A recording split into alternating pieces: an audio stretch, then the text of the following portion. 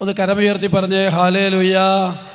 സ്വരമുയർത്തി പറഞ്ഞേ hallelujah, hallelujah, hallelujah. പരിശുദ്ധ അമ്മ നമ്മൾ എളിമപ്പെടുമ്പോൾ പരിശുദ്ധ അമ്മയിലൂടെ ദൈവം മഹത്വപ്പെടുകയാണ്. പരിശുദ്ധ അമ്മയെ കൂട്ടുപിടിക്കുവാൻ പരിശുദ്ധ അമ്മയുടെ കൈകളിൽ പിടിച്ചുകൊണ്ട് നമ്മളിങ്ങനെ ചെറുപ്പം തൊട്ടേ കേട്ടുള്ളൊരു കാര്യമാണ്, കേട്ടുകൊണ്ടിരിക്കുന്നൊരു കാര്യമാണ്.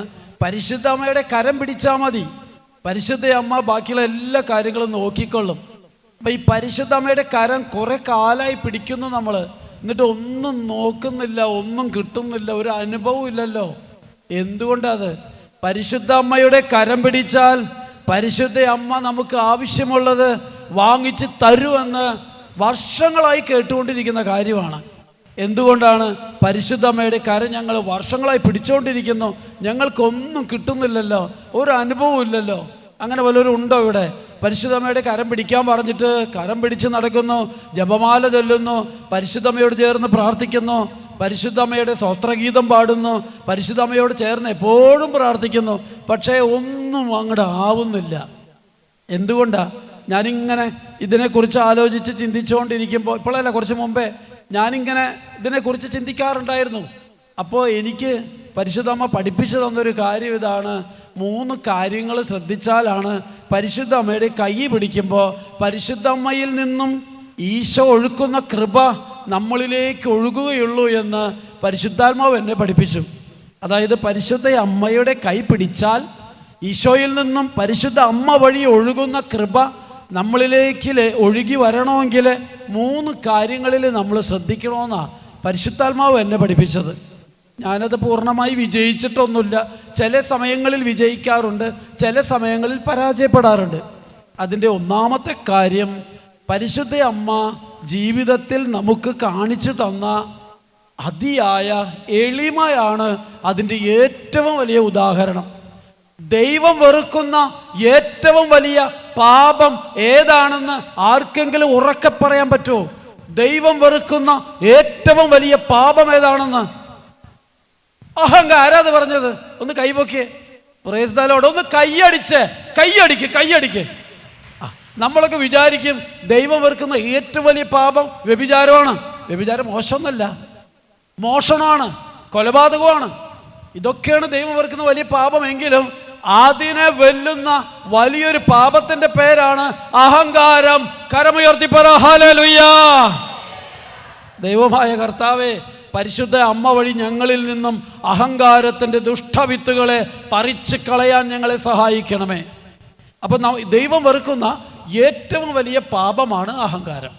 അപ്പം അങ്ങനെയെങ്കിൽ പരിശുദ്ധ അമ്മയിൽ അഹങ്കാരം ഉണ്ടായിരുന്നോ? ഇല്ല. ദാസിയുടെ താഴ്മയെ, അല്ലേ, ദാസിയുടെ താഴ്മ പരിശുദ്ധ അമ്മയിൽ വിളങ്ങിയിരുന്ന ഏറ്റവും വലിയ സ്വഭാവം താഴ്മയാണ്.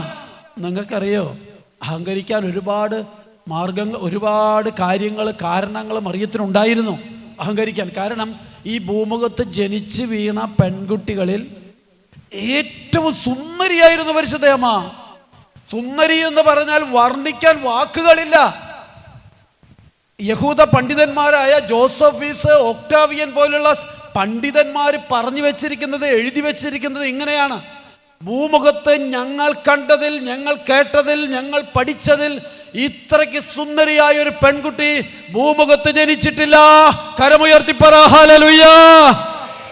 അപ്പോ ഇത്ര സുന്ദരിയായ ഈ പെൺകുട്ടി, അവൾക്ക് അഹങ്കരിക്കാൻ ഒരുപാടുണ്ടായിരുന്നു. അവളെ പഠിപ്പിച്ചിരുന്ന കാറ്റഗീസം ടീച്ചർ ആരായിരുന്നു? ജെറുസലേം ദേവാലയത്തിൽ അവളെ പഠിപ്പിച്ചിരുന്ന ടീച്ചറുടെ പേര് അന്ന എന്നായിരുന്നു. അവളുടെ അമ്മയുടെ പേര് അന്ന എന്നാണ്, ആമ്മയല്ല. അവളെ ജെറുസലേം ദേവാലയത്തിൽ പഠിപ്പിച്ചിരുന്ന ടീച്ചറുടെ പേര് അന്ന എന്നായിരുന്നു. ഈ അന്നയ്ക്ക് ചില ക്വാളിറ്റികളുണ്ട്. അതുകൊണ്ടാണ് ദൈവം തൻ്റെ പൊന്നോമന മകളെ, ഉൽപ്പത്തി 3:15 എടുത്തു വെച്ച പൊന്നോമന മകളെ, അന്ന് സാത്താനോട് യുദ്ധം ചെയ്യുമ്പോൾ ദൈവം പറഞ്ഞു, നിനക്ക് ഞാനൊരു പണി വെച്ചിട്ടുണ്ടാ, നിന്റെ തല തകർക്കാനുള്ള, നിന്റെ സന്തതികളെ ഉന്മൂലനാശം ചെയ്യാനുള്ള ഒരു ആയുധം എൻ്റെ കയ്യിലുണ്ടടാ. ഉൽപ്പത്തി 3:15. നീയും സ്ത്രീയും തമ്മിലും നിന്റെ സന്തതിയും അവളുടെ സന്തതിയും തമ്മിലും ഞാൻ ശത്രുതയുളവാക്കും, സ്ത്രീയുടെ സന്തതി, അങ്ങനെയാണ് പഴയ വെർഷനിൽ എഴുതി വെച്ചിരിക്കുന്നത്. സ്ത്രീയുടെ സന്തതി നിന്റെ തല തകർക്കും. അപ്പോൾ സ്ത്രീയെ അന്ന് ഉൽപ്പത്തിയിൽ ദൈവം എടുത്തു വെച്ച പൊന്നോമന പുത്രിയെ ഭൂമുഖത്ത് കൊണ്ടുവരുമ്പോൾ ദൈവത്തിനൊരു ആഗ്രഹമുണ്ട്, ലോകത്തിലേക്ക് കിട്ടാവുന്ന ഏറ്റവും നല്ല വേദോപദേശ അധ്യാപികയുടെ കൈകളിലായിരിക്കണം ഇവൾ വേദോപദേശം പഠിക്കേണ്ടത്. കരമുയർത്തി പറ ഹല്ലേലൂയ. മറിയത്തെ വേദോപദേശം പഠിപ്പിക്കുവാൻ ദൈവം നിയോഗിച്ച ടീച്ചറുടെ പേരാണ് അന്ന. സുവിശേഷത്തിൽ എവിടെയെങ്കിലും അങ്ങനെ ഒരു ടീച്ചറുടെ പേര് പറഞ്ഞിട്ടുണ്ടോ? ലൂക്കായുടെ സുവിശേഷം 2:36 ആ ടീച്ചറുടെ കാര്യം പറയുന്നുണ്ട്. അത് അന്നയെ കെറ്റഗീസം പഠിപ്പിച്ചതിന് മറിയത്തെ കെറ്റഗീസം പഠിപ്പിച്ചതിന് ശേഷം പിന്നീട് വേറൊരു ഒക്കേഷനിലാണ്, വേറൊരു അവസരത്തിലാണ് ഈ അന്ന എന്ന ടീച്ചറുടെ കാര്യം അവിടെ പറയുന്നത്. അതിൻ്റെ 10-12 കൊല്ലം മുമ്പാണ് അന്ന എന്ന ടീച്ചർ മറിയത്തെ കെറ്റഗീസം പഠിപ്പിച്ചു തുടങ്ങിയത്. ദേവാലയത്തിൽ വെച്ചിട്ടാണ്. എവിടെയാണ് പഠിപ്പിച്ചിരുന്നത്? ഒരൊറ്റ ദേവാലയമേ ഉള്ളൂ. യഹൂദർക്കിടയിൽ അന്ന് ഭൂമുഖത്ത് ഒരൊറ്റ ദേവാലയമേ ഉള്ളൂ. ഏതാണ് ദേവാലയം? ജെറുസലേം ദേവാലയം. ആ ദേവാലയത്തിലാണ് ഈ ടീച്ചർ പഠിപ്പിച്ചിരുന്നത്.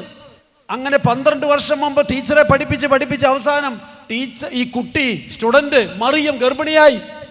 മറിയം പ്രസവിച്ചിട്ട് 40 ദിവസമായി ഈശോയ്ക്ക്. 40 ദിവസമായി ഈശോയെ മറിയം ഈ പുരോഹിതരുടെ അടുത്തേക്ക്, ശിമയോൻ എന്ന മഹാപണ്ഡിതന്റെ അടുത്തേക്ക് പേരിടാൻ കൊണ്ടുചെല്ലുമ്പോഴാണ് ഇങ്ങനൊരു ടീച്ചർ ഇവിടെ അമ്മയെ കെറ്റഗീസം പഠിപ്പിച്ചു. ഇതാ ഈ പുത്രനെ കൂടി കെറ്റഗീസം പഠിപ്പിക്കുവാൻ ശിമയോന്റെ കൂടെ ഉണ്ടെന്ന് ലൂക്കായുടെ സുവിശേഷം 2:36 മുതൽ എഴുതി വെച്ചിരിക്കുക. അവിടെയുണ്ട് ഈ ടീച്ചറുടെ പേര്. ആഷേർ വംശജയും ഫനുവേലിന്റെ പുത്രിയുമായ അന്ന വിവാഹപ്രായം മുതൽ 7 വർഷം ഭർത്താവിനോടൊത്ത് ജീവിച്ചു. ശ്രദ്ധിച്ച് കേൾക്കണം. 7 വർഷം ഭർത്താവിനോടൊത്ത് ജീവിച്ചു. ഇപ്പോൾ അവൾ വിധവയായി, ഭർത്താവ് മരിച്ചു. ഇപ്പോൾ ഈശോയെ മറിയം മഹാപണ്ഡിതനായ ശിമയോന്റെ കരങ്ങളിലേക്ക് കൊടുക്കുമ്പോൾ തൊട്ട് വലതുവശത്ത് ഈ അന്ന എന്ന ടീച്ചർ നിൽക്കുന്നുണ്ട്. അമ്മയെ കെറ്റഗീസം പഠിപ്പിച്ച ടീച്ചർ. ആ ടീച്ചറെ കുറിച്ച് പറയുകയാണ്, ആഷേർ വംശജയും ഫനുവേലിന്റെ പുത്രിയുമായ അന്ന വിവാഹപ്രായം മുതൽ 7 വർഷം ഭർത്താവിനോടൊത്ത് ജീവിച്ചു. ഭർത്താവ് മരിച്ചു, വിധവയായി. അവൾ ദേവാലയത്തിൽ ഉപവാസത്തിലും പ്രാർത്ഥനയിലും കഴിഞ്ഞുകൂടി. എങ്ങനെയാണ് അവൾ കഴിഞ്ഞുകൂടിയത്? ഉപവാസത്തിലും പ്രാർത്ഥനയിലും ദേവാലയത്തിൽ കഴിഞ്ഞുകൂടി. ഇപ്പോൾ അവൾക്ക് 84 വയസ്സായി. അവൾക്ക് 21 വയസ്സുള്ളപ്പോഴാണ് ദേവാലയത്തിൽ വന്നത്. 14 വയസ്സാണ് യഹൂദ സ്ത്രീകളുടെ കന്യകാപ്രായം.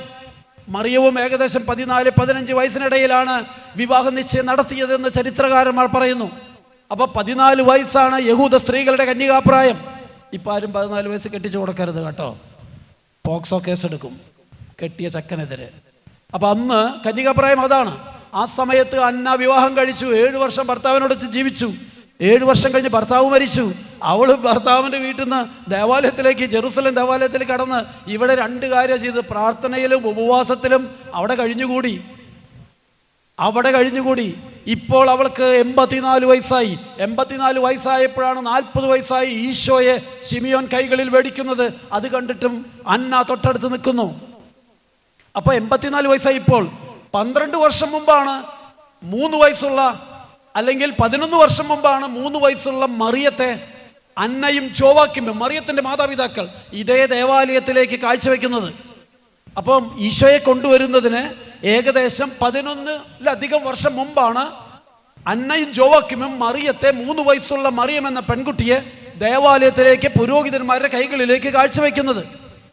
ആ പെൺകുട്ടിയെ അന്നു മുതൽ വളർത്തി പരിപാലിച്ചത്, അന്ന് അവിടെ വർഷങ്ങളായി 63 വർഷമായി ദേവാലയത്തിൽ പ്രാർത്ഥനയിലും ഉപവാസത്തിലും കഴിഞ്ഞുകൂടിയ അന്ന എന്ന പ്രവാചകയായിരുന്നു മറിയത്തെ മോൾഡ് ചെയ്തത്, ഷേപ്പ് ചെയ്തത്, വളർത്തിയത്. 63 കൊല്ലക്കാലം ഉപവാസത്തിലും പ്രാർത്ഥനയിലും കഴിഞ്ഞ അന്നയുടെ കയ്യിൽ നിന്നും മറിയത്തിന് ശൈശവത്തിൽ ശിക്ഷണം കിട്ടിയിട്ടുണ്ടെങ്കിൽ എളിമപ്പെടാനുള്ള ശിക്ഷണം ലഭിച്ചു, ജഡത്തെ നിയന്ത്രിക്കാനുള്ള ശിക്ഷണം ലഭിച്ചു, 3 നാവിനെ നിയന്ത്രിക്കാനുള്ള ശിക്ഷണം ലഭിച്ചു. ഞാൻ നേരത്തെ പറഞ്ഞ 3 കാര്യം ഏതാണ്? മറിയത്തിൻ്റെ കൈ പിടിച്ചിട്ട് ജപമാല ചൊല്ലി പ്രാർത്ഥിച്ചിട്ട് സ്തോത്രഗീതം പാടിയിട്ട് മറിയത്തിൻ്റെ നൊവേന ചൊല്ലിയിട്ട് ലതീഞ്ഞ് ചൊല്ലിയിട്ട് എപ്പോഴും മറിയത്തെ ചൊല്ലിയിട്ട് ഈശോ മറിയം ഔസേപ്പേ എന്ന് പറഞ്ഞിട്ട് എന്തുകൊണ്ടാണ് ഞങ്ങൾക്ക് മറിയത്തിലൂടെ ഒഴുകുന്ന കൃപ കിട്ടാത്തത്? ഞാൻ നേരത്തെ ചോദിച്ച ചോദ്യമാണ്. 3 കാര്യങ്ങളാണ് അന്ന എന്ന പ്രവാചക മറിയത്തെ പഠിപ്പിച്ചു. ഒന്ന്, ഭൂമിയോളം താഴാനുള്ള ദാസ്യവൃത്തിയെന്ന് ദാസിയാണെന്ന് തീരുമാനിക്കാനുള്ള വലിയൊരു എളിമയുടെ കൃപ അന്ന എന്ന പ്രവാചക മറിയത്തെ 3 വയസ്സ് മുതൽ പഠിപ്പിച്ചു. രണ്ടാമത്തത്, ജഡത്തെ ലോകത്തിൻ്റെ ഇഷ്ടത്തിനനുസരിച്ച് ഓടുന്ന, ലോകത്തിൻ്റെ ദേവനെ കൂട്ടുപിടിക്കുന്ന, ലോകത്തിൻ്റെ ദുഷ്ടാരൂപിയെ കൂട്ടുപിടിക്കുന്ന തിന്മയുടെ വക്രബുദ്ധിയിൽ നിന്നും പിന്തിരിഞ്ഞ് ജഡത്തെ നിയന്ത്രിക്കാനുള്ള ഒരു പരിശീലനം അന്ന മറിയത്തെ പഠിപ്പിച്ചു. 3, മറിയത്തിന് ഒരൊറ്റ കാര്യമുള്ളൂ. നിങ്ങളൊരു കാര്യം ശ്രദ്ധിച്ചിട്ടുണ്ടോ? ദൈവത്തോട് ഏറ്റവും കൂടുതൽ സംസാരിച്ച വ്യക്തിയുടെ പേര് പറയാമോ? ശ്രദ്ധിച്ച് ഉത്തരം പറയണം കേട്ടോ. എൻ്റെ കയ്യിൽ സമ്മാനം തരാൻ ഒന്നുമില്ല, ഉണ്ടെങ്കിൽ തരായിരുന്നു. നേരത്തെ ഒരു സമ്മാനത്തിന് ഇവിടെ പറഞ്ഞു ഒരാൾ ഉത്തരം. അതുപോലെ എന്താ ഞാൻ ചോദിച്ചത്? ഭയങ്കര ബുദ്ധി കുറവാ. എന്തപ്പോൾ ചോദിച്ചത്? ഉറക്കെ പറ.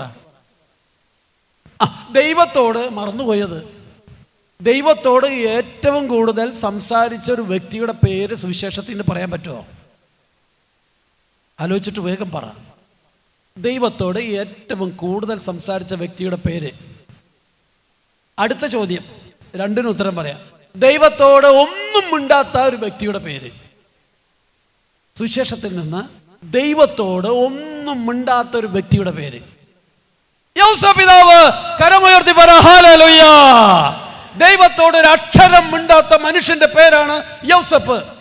എന്താ ഞാൻ അടുത്ത ചോദ്യം, ദൈവത്തോട് ഏറ്റവും കൂടുതൽ സംസാരിച്ച, സുവിശേഷത്തിൽ ഏറ്റവും കൂടുതൽ ദൈവത്തോട് സംസാരിച്ച വ്യക്തിയുടെ പേരെന്താണ്?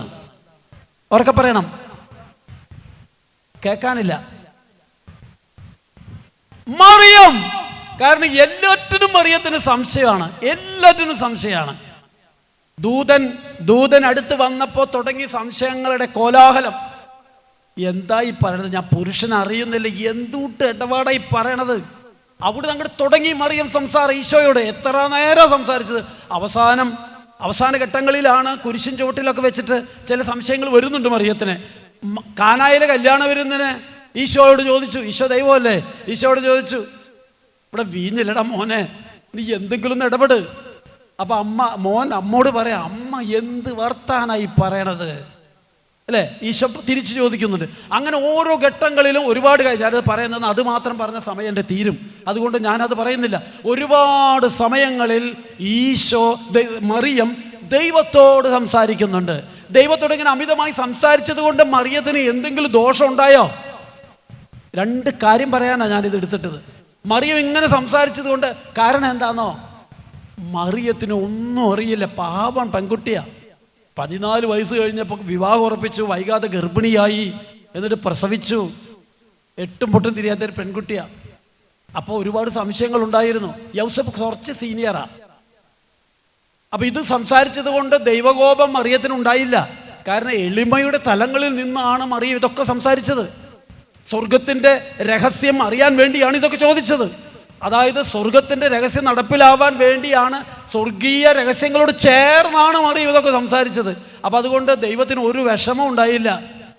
അതുകൊണ്ട് ദൈവം കൃത്യമായി ഉത്തരങ്ങൾ കൊടുത്തു, മറിയത്തെ വളർത്തി, മറിയത്തിനൊരു ഉന്നത സ്ഥാനം ദൈവം അവിടെ കൊടുത്തു. ഇനി അടുത്ത ചോദ്യം, സുവിശേഷത്തിൽ തീരെ സംസാരിക്കാത്ത വ്യക്തിയുടെ പേരാണ് യൗസേപ്പ്. ഞാൻ അടുത്ത ചോദ്യം ചോദിക്കുകയാണ്.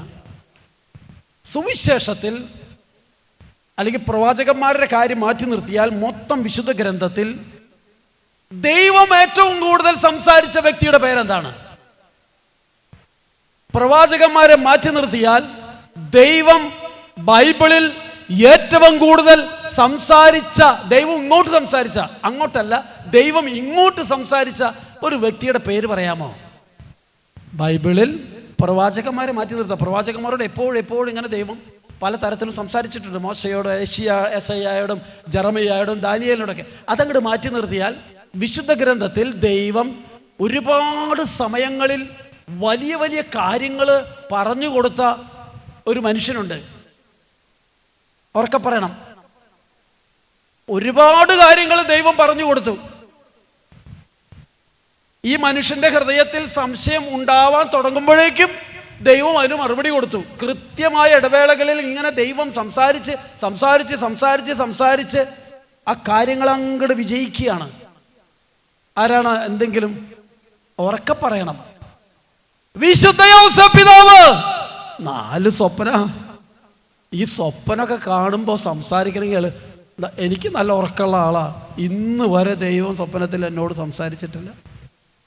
ഈ മനുഷ്യൻ സ്വന്തം ഭാര്യ, ഞാൻ നേരത്തെ പറഞ്ഞ സുന്ദരിയായ പെൺകുട്ടിയാണ് മറിയം, അവളെ വിവാഹം ഉറപ്പിച്ചിട്ട് അവള് ഗർഭിണിയാണെന്നൊക്കെ അറിഞ്ഞിട്ട് എങ്ങനെ ഈ മനുഷ്യൻ കിടന്നുറങ്ങി? നിങ്ങളൊന്ന് ചിന്തിച്ചേ, എങ്ങനെ ഈ മനുഷ്യൻ കിടന്നുറങ്ങി? ഈ ഉറക്കത്തിലാണ് സംസാരിക്കുന്നത് ദൈവം.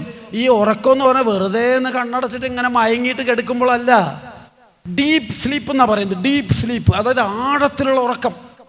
ആഴത്തിൽ ഉറങ്ങി ഉറക്കത്തിലേക്ക് കൂപ്പുകുത്തി വീണ സമയത്താണ് ദൈവം ഈ മനുഷ്യനോട് സംസാരിക്കുന്നത്. യൗസേപ്പേ, നീ ഇന്ന പോലെ ചെയ്യടാ. അവള് ഗർഭിണിയായത് ആരുടെയും കുറ്റം കൊണ്ടല്ലടാ, പരിശുദ്ധാത്മാവാലാടാ. എണീറ്റിട്ട് ചെല്ലടാ അവളുടെ അടുത്തേക്ക്. ഇനി ഞാനത് പറയുന്നില്ല. അങ്ങനെ 4 തവണ ദൈവം സംസാരിച്ച് വിശദമായ സ്റ്റഡി ക്ലാസ് ആർക്ക് കൊടുക്കുകയായിരുന്നു? യൗസേപ്പിന് കൊടുക്കുകയായിരുന്നു. അപ്പം ഞാനൊരു സംശയം ചോദിക്കട്ടെ. യൗസേപ്പ് ഒന്നും അങ്ങോട്ട് ചോദിച്ചില്ല, പക്ഷെ യൗസേപ്പിന് ഉത്തരം കിട്ടിയോ? ഉത്തരം കിട്ടിയോ? ഉത്തരം കിട്ടി. എങ്ങനെ കിട്ടി? വായേലെ നാവ് പ്രവർത്തിക്കാതെ ഉള്ളിലിട്ടിട്ട് ദൈവഹിതത്തിന് വേണ്ടി ദാഹിച്ചപ്പോ, ദൈവഹിതത്തിന് വേണ്ടി യൗസേപ്പ് ദാഹിച്ചപ്പോ ദൈവത്തിൽ നിന്നും ചോദിക്കാതെ ഉത്തരം ലഭിച്ചു. കരമടിച്ച് ദൈവത്തെ മഹത്വപ്പെടുത്ത്. കരമടിച്ച്, ശക്തിയോടെ കരമടിച്ച് ദൈവത്തെ മഹത്വപ്പെടുത്ത്. എൻ്റെ ഒക്കെ ഒരു ധാരണയുണ്ടായിരുന്നു, വായല നാവ് കൊണ്ട് അങ്ങോട്ട് സംസാരിച്ചാൽ മാത്രമേ ദൈവം ഇടപെടുള്ളൂ എന്നല്ല. ഇന്നസെൻ്റായ മറിയം, നിഷ്കളങ്കയായ മറിയം തൻ്റെ അറിവില്ലായ്മ കൊണ്ട് എന്തൊക്കെ ചോദിച്ചു. ദൈവം കൃത്യമായി ഉത്തരം കൊടുത്തു. അവളെ വളർത്തി. യൗസേപ്പ് ഒന്നും മിണ്ടിയില്ല. തൻ്റെ ആശയ സംഘർഷങ്ങൾ, തൻ്റെ വേദനകളൊക്കെ ഹൃദയത്തിലിട്ടിട്ട് ഉരുട്ടി. എന്ത് ചെയ്യും? ഇവളെ അപമാനിതയാക്കാൻ ഞാൻ ഇഷ്ടപ്പെടുന്നില്ല എന്ന് പറഞ്ഞാൽ രക്ഷപ്പെട്ടത്. അത്രയ്ക്ക് രക്ഷപ്പെട്ട് പോകുമ്പോൾ ദൈവം ഒന്നും മിണ്ടാത്ത യൗസേപ്പിൻ്റെ അടുത്ത് വന്നിട്ട് നിർദ്ദേശങ്ങൾ, കൃത്യമായ സമയങ്ങളിൽ നിർദ്ദേശങ്ങൾ കൊടുത്ത് കൊടുത്ത് കൊടുത്ത് കൊടുത്ത് കൊണ്ടുപോകുക യൗസേപ്പിനെ. അപ്പോൾ എളിമയുടെ തലങ്ങളിൽ നാവ് കൊണ്ട് ഉപയോഗിക്കാം. ഇനി എളിമയില്ല എങ്കിൽ നമ്മൾ എളിമപ്പെടാൻ ദാഹിച്ചുകൊണ്ടിരിക്കുമ്പോൾ നിശബ്ദരായിരിക്കാം. 2 കാര്യം പഠിപ്പിക്കുന്നത്. ഒന്ന്, എളിമപ്പെട്ടിട്ട് നീ ചോദിച്ചോ, നിനക്ക് ദൈവം മറുപടി തരും. ദൈവത്തോട് ചോദിച്ചുകൊണ്ടിരിക്കണം. ദൈവത്തോട് ചോദിച്ചുകൊണ്ടിരിക്കണം. എളിമപ്പെട്ട് നീ ചോദിച്ചോ, ദൈവം മറുപടി തരും. ഇനി നീ ചോദിച്ചില്ലെങ്കിലും, നീ എളിമപ്പെട്ടിട്ടുള്ള വ്യക്തിയാണെങ്കിൽ, നീ ചോദിച്ചില്ലെങ്കിലും നിന്റെ വേദന, അന്തരംഗം, നിന്റെ ഉള്ളം അറിയുന്ന ദൈവം നിനക്ക് കൃത്യമായ ഇടവേളകളിൽ നീ വിശ്വസിക്കുന്ന, ഇന്നും ജീവിക്കുന്ന ദൈവത്തിൻ്റെ പുത്രനായ ഈശോ നിങ്ങൾക്ക് സമയങ്ങളിൽ നമുക്ക് മറുപടി തന്നോണ്ടിരിക്കും. കരമുയർത്തി പറ ഹല്ലേലൂയ. പ്രഭാഷകന്റെ 3:4 ഒരു വചനമുണ്ട്. അമ്മയെ മഹത്വപ്പെടുത്തുന്നവൻ നിക്ഷേപം കൂട്ടിവെക്കുന്നു. ആരെങ്കിലും ഈ വചനം കാണാതെ അറിയുന്നവരൊന്ന് കൈവയ്ക്ക്. പ്രഭാഷകൻ 3:4. കുറച്ച് പേർക്കൊക്കെ അറിയാം. അമ്മയെ മഹത്വപ്പെടുത്തുന്നവൻ നിക്ഷേപം കൂട്ടിവെക്കുന്നു. ഏതാണ് ഈ അമ്മ? ഇവിടെ പറയുന്ന അമ്മ പരിശുദ്ധ അമ്മയല്ല. ഇവിടെ പറയുന്ന പ്രഭാഷകന്റെ പുസ്തകം 3-ാം അധ്യായത്തിൽ പറയുന്ന അമ്മ പരിശുദ്ധ അമ്മയല്ല. നിന്നെയും എന്നെയും പ്രസവിച്ച നിന്റെ അമ്മയാണ്. അമ്മയെ മഹത്വപ്പെടുത്തുന്നവൻ നിക്ഷേപം കൂട്ടിവെക്കുന്നു. അമ്മയുടെ കാൽ കീഴിലാണ് സ്വർഗം. വേദഗ്രന്ഥങ്ങളൊക്കെ പറയുന്നത് അമ്മയുടെ നിന്നെ 9 മാസം നിന്റെ ഉദരത്തിൽ തൊട്ടിലാട്ടി ഉറക്കി നിന്നെ പ്രസവിച്ച് നൊന്തുപറ്റ് നിന്റെ മലത്തിലും മൂത്രത്തിലും കിടന്നുറങ്ങിയ ഒരു അമ്മയുണ്ട് നിനക്ക്. നിന്നെ പെറ്റ് വളർത്തി, നോവെടുത്ത് വളർത്തി, അവിടുന്ന് നിന്റെ മലമൂത്രത്തിൽ കിടന്നുറങ്ങിയ ഒരു അമ്മയുണ്ട് നിനക്ക്.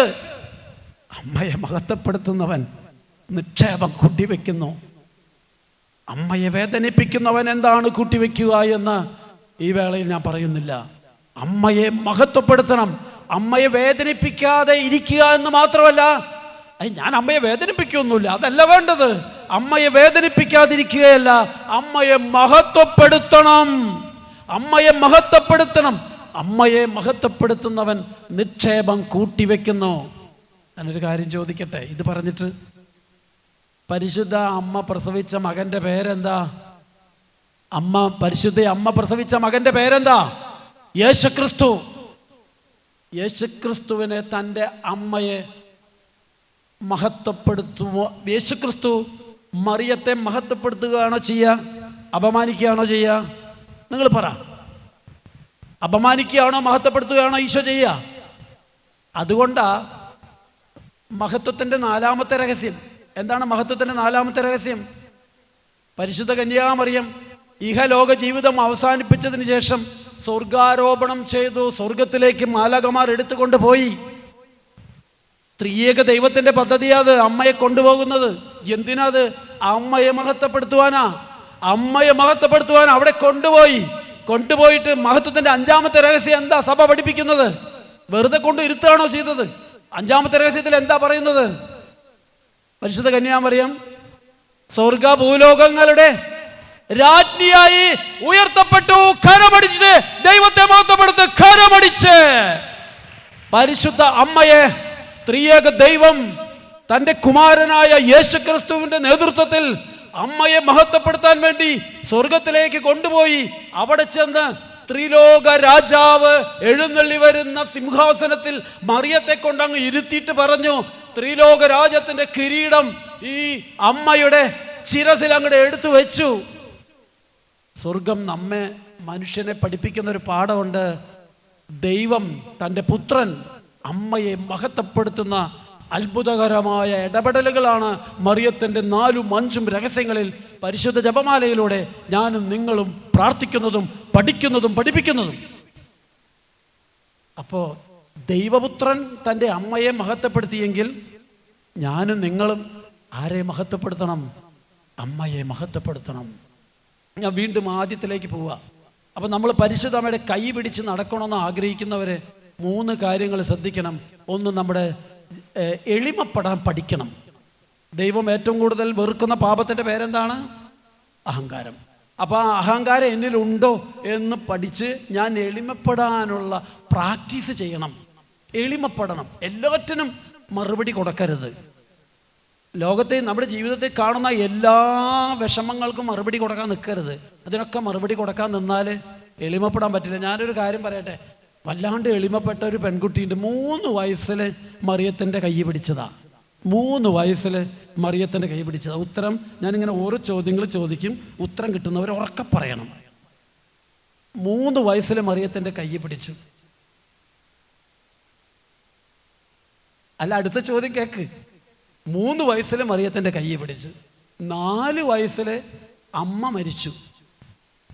13 വയസ്സിൽ അപ്പൻ മരിച്ചു. 24 വയസ്സിൽ ഈ പെൺകുട്ടിയും മരിച്ചു. ഉത്തരം കിട്ടിയോ? ഉറക്കെ പറ. വിശുദ്ധ കൊച്ചു ത്രേസ്യ 3 വയസ്സിൽ മറിയത്തിന്റെ കൈ പിടിച്ചു. 4 വയസ്സിൽ മറിയത്തിന്റെ കൈ. നിങ്ങൾ ആരും പേടിക്കണ്ട കേട്ടോ. നമ്മളാരും മറിയത്തിന്റെ കൈ പിടിച്ച അമ്മ മരിക്കില്ല കേട്ടോ. അത് കൊച്ചു ത്രേസ്യയുടെ കാര്യമാണ്. കൊച്ചു ത്രേസ്യ 3 വയസ്സിൽ കൈ പിടിച്ചു. ചേച്ചിമാരൊരുപാടുണ്ട്. 4 ചേച്ചിമാരുണ്ട്. മൊത്തം 5 പെൺകുട്ടികളാ. 5 എണ്ണം കന്യാസ്ത്രീയായി. എന്തൊരു കുടുംബം! 5 എണ്ണം കന്യാസ്ത്രീ. അപ്പം കൊച്ചു ത്രേസ്യ 3 വയസ്സിൽ കൈ പിടിച്ചപ്പോൾ 4-ാം വയസ്സിൽ അമ്മ മരിച്ചത് കൊണ്ട് നമ്മളാരും മറിയത്തിൻ്റെ കൈ പിടിച്ച അമ്മ മരിക്കില്ല കേട്ടോ. ഒന്നും പറഞ്ഞുകൂടാ. നിങ്ങൾ പിന്നെ അത് എൻ്റെ അമ്മ മരിക്കാതിരിക്കാൻ ഞാൻ കൈയൊന്നും പിടിക്കാൻ പോകണില്ല. അത് പിടിക്കാൻ വേണ്ടിയാണ് ഞാനിത് പറഞ്ഞത്. നിങ്ങളാരും പേടിക്കണ്ട. അവർക്ക് ചേച്ചിമാർ കുറേ ഉണ്ടായിരുന്നു. 3 വയസ്സിൽ കൈ പിടിച്ചു. 4 വയസ്സിൽ അമ്മ മരിച്ചു. 13 വയസ്സിൽ അപ്പനും മരിച്ചു. അമ്മയുടെ പേര്, അപ്പൻ്റെ പേര് വല്ല ഓർമ്മയുണ്ടോ? സാരില്ല. അപ്പോൾ 14 വയസ്സിൽ അപ്പനും മരിച്ചു. അവിടുന്ന് 24 വയസ്സിൽ ഈ കുട്ടിയും മരിച്ചു. നിങ്ങൾക്ക് കേൾക്കണോ? 1700 പള്ളിയാ ഭൂമുഖത്ത് ഈ കുട്ടിയുടെ പേരിൽ. 24 വയസ്സിൽ മരിച്ച പെൺകുട്ടിയുടെ പേരിൽ 1700 പള്ളിയാ ഭൂമുഖത്ത്. മറിയത്തിൻ്റെ കൈ പിടിച്ചവരൊന്നും പുറകോട്ട് പോവില്ല. 1700 പള്ളിയാ ഭൂമുഖത്ത് പണിതത്. 8 കത്തീഡ്രൽ പള്ളി. എന്താണ് കത്തീഡ്രൽ പള്ളി? കത്തീഡ്രൽ പള്ളി എന്ന് പറഞ്ഞാൽ ആ രൂപതയുടെ അധ്യക്ഷൻ വികാരിയായ പള്ളി. തൃശ്ശൂർ രൂപതയിലെ കത്തീഡ്രൽ പള്ളി ഏതാ? ഉറക്കെ പറ. ഇപ്പം കിട്ടും. ഒളരിയ ലൂർദ് പള്ളി. കാരണം ലൂർദ് പള്ളിയുടെ ഉള്ളിലാണ് ബിഷപ്പ് ഹൗസ്. അപ്പോൾ നമ്മുടെ രൂപതയുടെ കത്തീഡ്രൽ പള്ളി ലൂർദ് പള്ളിയാണ്. ഇരിങ്ങാലക്കുട രൂപതയുടെ കത്തീഡ്രൽ പള്ളി ഇരിങ്ങാലക്കുട പള്ളിയാണ്, ടൗണിലെ പള്ളിയാണ്. അപ്പോൾ പിതാവ് ബെത്രാൻ എവിടെയാണോ ഇരിക്കുന്നത് അതിൻ്റെ അതിർത്തി പങ്കിടുന്ന ഇടവക ഏതാണോ അതാണ് കത്തീഡ്രൽ പള്ളി. അങ്ങനെ ഈ പെൺകുട്ടിയുടെ 3 വയസ്സിൽ മറിയത്തിൻ്റെ കൈ പിടിച്ച പെൺകുട്ടിയുടെ പേരിൽ 8 കത്തീഡ്രൽ പള്ളിയാണ് ഈ ഭൂമുഖത്ത്. 1700 പള്ളി വേറെ തീർന്നില്ല. 8 കത്തീഡ്രൽ പള്ളിയും 1700 പള്ളിയും ഈ 24 വയസ്സുള്ള പെൺകുട്ടിയുടെ പേരിൽ ഉണ്ടായി ഈ ഭൂമുഖത്ത്. മറിയത്തിൻ്റെ കൈ പിടിച്ച് അവളെ ശക്തമായിട്ട് പിടിച്ചു. പക്ഷെ അവള് തൻ്റെ അൽഫോൺസാമ എന്ന് ഇവിടെ പറഞ്ഞല്ലേ, ഇതിൻ്റെ ഈ കൊച്ചു ത്രേസ്യ മരിച്ചത് 24 വയസ്സിലാണ്. അൽഫോൺസാമ മരിച്ചത് എത്ര വയസ്സിലാണ്? 36 വയസ്സിൽ. കൊച്ചു ത്രേസ്യേക്കാൾ 12 വയസ്സ് കൂടി ജീവിച്ചിട്ടാണ് വ്യത്യസ്ത കാലഘട്ടത്തിൽ രണ്ടുപേരും മരിച്ചത്. 24 കൊച്ചു ത്രേസ്യ മരിച്ചും അൽഫോൺസാമ 36 വയസ്സിൽ വെച്ചു. അൽഫോൺസാമയും നന്നേ ചെറുപ്പത്തിൽ മറിയത്തിൻ്റെ കൈ പിടിച്ചവളാണ്. ഏവുപ്രാസ്യ ജപമാല ചൊല്ലി ചൊല്ലി ചൊല്ലി ചൊല്ലി ഈ കൈകളിൽ മണി ഉരുട്ടി ഉരുട്ടി ഉരുട്ടി ഇവിടെ വലിയ തയമ്പാന്നാ പറയണത്. ഏവുപ്രാസ്യമ്മയ്ക്ക് വലിയ തയമ്പ്. അപ്പൊ വിശുദ്ധരൊക്കെ മറിയത്തിൻ്റെ കൈ പിടിച്ചവരാ. അപ്പൊ നിങ്ങൾ ചിന്തിക്കുന്നത് എനിക്ക് വലിയ വിശുദ്ധിയൊന്നും വേണ്ട, തൽക്കാല കാര്യങ്ങളൊന്നും നടന്നു കിട്ടിയാൽ മതി. അതിനെങ്കിലും വേണ്ടി മറിയത്തെ പിടിക്കുക, എന്തെങ്കിലുമൊക്കെ നടക്കും. പിടിക്കുമ്പോൾ 3 കാര്യമുണ്ട്. 1, എളിമപ്പെടണം, എളിമപ്പെടാൻ പഠിക്കണം. 2, ജഡത്തെ നിയന്ത്രിക്കാൻ പഠിക്കണം. ഇത് രണ്ടും ഉണ്ടെങ്കിൽ 3-ാമത്തെ കാര്യം പരിശുദ്ധാത്മാവ് പഠിപ്പിക്കും. 3-ാമത്തെ കാര്യം നാവിനെ നിയന്ത്രിക്കാനുള്ള പഠനമാണ്. അപ്പോൾ എളിമപ്പെടാനും ജഡത്തെ നിയന്ത്രിക്കാനും പഠിച്ചാൽ പരിശുദ്ധാത്മാവ് വന്നിരുന്നിട്ട് നാവിലെ നിക്ഷേപിച്ച വചനങ്ങൾ നിനക്ക് അനുഗ്രഹമായി മാറും. കരമുയർത്തി പറ ഹല്ലേലൂയ, ഹല്ലേലൂയ, ഹല്ലേലൂയ. 2-ാമത്തെ ഒരു കാര്യം പറയാൻ ആഗ്രഹിക്കുന്നത്, പരിശുദ്ധ അമ്മയുടെ പ്രത്യേകത എന്താണ്? പരിശുദ്ധ അമ്മയുടെ പ്രത്യേകത എന്താണ്? അതായത് സ്വർഗത്തിലെ ദൈവം കാലസമ്പൂർണത വന്നപ്പോൾ, കാലത്തിൻ്റെ തികവിൽ ദൈവത്തിൻ്റെ പുത്രനെ മനുഷ്യകുലത്തിൻ്റെ പാപപരിഹാരത്തിന് വേണ്ടി ഭൂമിയിലേക്ക് അയക്കാൻ ദൈവം തീരുമാനിച്ചു. ശ്രദ്ധിച്ച് കേൾക്കണം. ദൈവം തീരുമാനിച്ചു. എന്ത്? ദൈവത്തിൻ്റെ പുത്രനെ ഭൂമിയിലേക്ക് അയക്കാനുള്ള സമയമായി. അനാദി മുതലേ മനുഷ്യൻ ജീവിച്ചുകൊണ്ടിരിക്കുക ഭൂമിയിൽ. അന്നൊന്നും ദൈവത്തിൻ്റെ പുത്രനെ അയച്ചില്ല. കാലത്തിൻ്റെ തികവിൽ ഗലാത്യർ 4:4 വചനം അതാ പറയുന്നത്.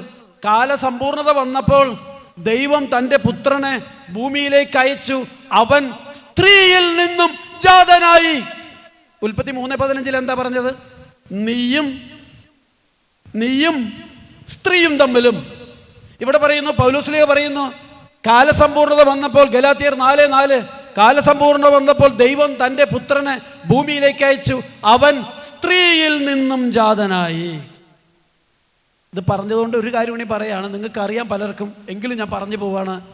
കുരിശിൽ കാനായിൽ വെച്ചിട്ട് ഈശോ മറിയത്തെ വിളിച്ചത് എന്തെന്നാ? അമ്മേ മേരി എന്നല്ലേ വിളിച്ചത്? എന്തെന്നാ വിളിച്ചത്? സ്ത്രീയെ, എനിക്കും നിനക്കിവിടെ എന്ത് കാര്യം?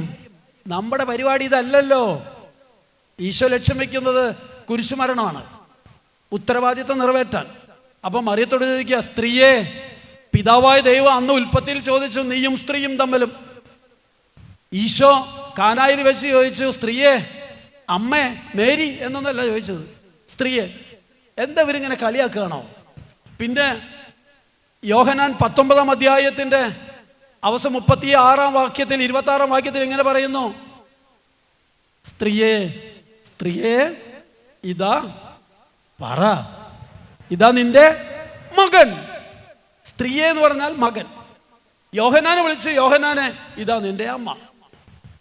സ്ത്രീയെ, ഈശോ 2 തവണയാ മറിയത്തെ അമ്മയെന്ന് വിളിക്കണം. നേരത്തെ സ്ത്രീയെന്ന് വിളിച്ചത് വേറൊന്നും പറഞ്ഞതായിട്ട് ഈ സുവിശേഷത്തിൽ ഇല്ല. 2 തവണയും സ്ത്രീയെന്നാണ് വിളിച്ചത്. പിതാവായ ദൈവം സ്ത്രീയെന്ന് വിളിച്ചത്. പൗലോസ്ലീഹ ഗലാത്യ ലേഖനത്തിൽ പറയാണ്, കാലസമ്പൂർണത വന്നപ്പോൾ ദൈവം തൻ്റെ പുത്രനെ ഭൂമിയിലേക്ക് അയച്ചു. അവൻ പരിശുദ്ധ മേരിയിൽ നിന്നും ജാതയായി എന്നാണോ? സ്ത്രീയിൽ നിന്നും ജാതനായി. ഇനി പരിശുദ്ധാത്മാവ് എന്തെന്നാ മറിയത്തിനെ വിളിച്ചത്? പരിശുദ്ധാത്മാവ് എന്തെന്നാ മറിയത്തെ വിളിച്ചത്? വെളിപാട് 12:1 മുതൽ, സൂര്യനെ ഉടയാടയാക്കിയ മറിയം, അങ്ങനെയാണോ പറഞ്ഞത്? സൂര്യനെ ഉടയാടയാക്കിയ മേരി, സൂര്യനെ ഉടയാടയാക്കിയ സ്ത്രീ, അവളുടെ പാദങ്ങൾക്കടിയിൽ ചന്ദ്രൻ. അവളുടെ ചെരുപ്പ് ചന്ദ്രനാണ്. അവളുടെ ചുരിദാർ ഏതായിരുന്നു? മറിയം അണിഞ്ഞ ചുരിദാർ ഏതായിരുന്നു? ചുരിദാർ? സൂര്യനെ ഉടയാടയാക്കിയ സ്ത്രീ. ഉടയാട സ്ത്രീ, വസ്ത്രം, ഉടയാട വസ്ത്രം സൂര്യനായിരുന്നു, ചെരുപ്പ് ചന്ദ്രനായിരുന്നു. എന്തുകൊണ്ടാ പിശാചിന് ഈ മറിയത്തെ ഇത്ര ദേഷ്യം? അവിടെ പറയുന്നുണ്ട്. വെളിപാട് 12-ാം അധ്യായം വീട്ടിൽ പോയിട്ട് വായിക്കണം കേട്ടോ. വെളിപാട് 12-ാം അധ്യായം വായിക്കുമ്പോൾ കാണാം, പിശാചിന് ഏറ്റവും ദേഷ്യമുള്ള ആള് മറിയമാണ്. സൂര്യനെ ഉടയാടയാക്കിയ സ്ത്രീ, അവളുടെ പാദങ്ങൾക്കടിയിൽ ചന്ദ്രൻ. എന്നിട്ട് പറയാണ്, അവളോട് ഉഗ്രകോപം പൂണ്ട പിശാച് അവളെ വകവരുത്തുവാൻ വേണ്ടി ഇറങ്ങിയിട്ടുണ്ടെന്നാ പറഞ്ഞത്. ഈ പിശാചിന് ഈ മറിയത്തോട് എന്ത് ഇത്ര ദേഷ്യം? മറിയത്തിലൂടെയാണ് രക്ഷാകര രഹസ്യം ഭൂമുഖത്ത് പൊട്ടിവിടർന്നത്. മനുഷ്യകുലത്തിന്റെ പാപങ്ങൾക്ക് പരിഹാരം ചെയ്യാൻ ദൈവപുത്രന് ശരീരവും രക്തവും കൊടുത്തത് മറിയമായിരുന്നു. കരമുയർത്തി പറ ഹല്ലേലൂയ, കരങ്ങൾ വീശി പറ ഹല്ലേലൂയ. ഞാൻ നേരത്തെ പറഞ്ഞൊരു കാര്യം പൂർത്തിയാക്കുകയാണ്. സ്വർഗത്തിലെ ദൈവം കാലസമ്പൂർണത വന്നപ്പോൾ ദൈവം തൻ്റെ പുത്രനെ ഭൂമിയിലേക്ക് അയച്ചു. എങ്ങനെ അയച്ചത്? മറിയം എന്ന പെൺകുട്ടി അന്ന കെറ്റുഗീസം പഠിപ്പിച്ചു കൊടുത്തിട്ട് ജെറുസലേം ദേവാലയത്തിൽ പുരോഹിതന്മാരുടെ ഗാർഡിയൻഷിപ്പിൽ നേതൃത്വത്തിൽ വളർന്നു വരുന്ന മറിയം എന്ന പെൺകുട്ടിയുടെ അടുത്തേക്ക് ദൈവം ഒരു പോസ്റ്റ്മാനെ അയച്ചു. ആരെ അയച്ചു? പോസ്റ്റ്മാൻ. പോസ്റ്റ്മാൻ എന്ന് പറഞ്ഞാൽ മലയാളത്തിൽ അതിന് ദൂതൻ, മെസഞ്ചർ. ദൈവം ഒരു കത്തുമായി മറിയത്തിൻ്റെ അടുത്തേക്ക് ജെറുസലേം ദേവാലയത്തിൽ പ്രാർത്ഥിച്ച് വളർന്നിരുന്ന അന്നയുടെ ശിഷ്യയായ മേരിയുടെ അടുത്തേക്ക് ഒരു ദൂതനെ, ഒരു പോസ്റ്റ്മാനെ അയച്ചു. അവൻ്റെ പേരാണ് ഗബ്രിയേൽ മാലാഖ. ഗബ്രിയേൽ മാലാഖ ഒരു കത്തുമായി വന്നു. കത്തിൽ 3 അക്ഷരമാണ് എഴുതിയിരിക്കുന്നത്. മറിയം ആ കത്ത് വായിച്ചിട്ടാണ് പറഞ്ഞത്, ഞാൻ പുരുഷനെ അറിയുന്നില്ല. അപ്പോൾ ഗബ്രിയേൽ മാലാഖയോട് ദൈവം പഠിപ്പിച്ചു കൊടുത്തിട്ടുണ്ട്, അവൾ എന്തെങ്കിലും അറിവില്ലാതെ എന്തെങ്കിലും ചോദിച്ചാൽ കൃത്യമായ ഉത്തരം നീ കൊടുക്കണം, ഇന്ന രീതിയിൽ നീ ഉത്തരം പറഞ്ഞു കൊടുക്കണം എന്നൊക്കെ ഗബ്രിയേൽ പോസ്റ്റ്മാനോട് പിതാവായ ദൈവം പഠിപ്പിച്ചിട്ടാണ് വിട്ടത്. വളരെ എളിമയുള്ള പോസ്റ്റ്മാനാണ്. പുരുഷനെ അറിയുന്നില്ലെന്ന് പറഞ്ഞപ്പോൾ പോസ്റ്റ്മാൻ എന്ത് ചെയ്തു? ലൂക്ക 1:35 അത് അങ്ങോട്ട് എടുത്തിട്ട് മറിയത്തിൻ്റെ തലയിലൂടെ അങ്ങോട്ട് ചൊരിഞ്ഞു. എന്താണ് 1:35?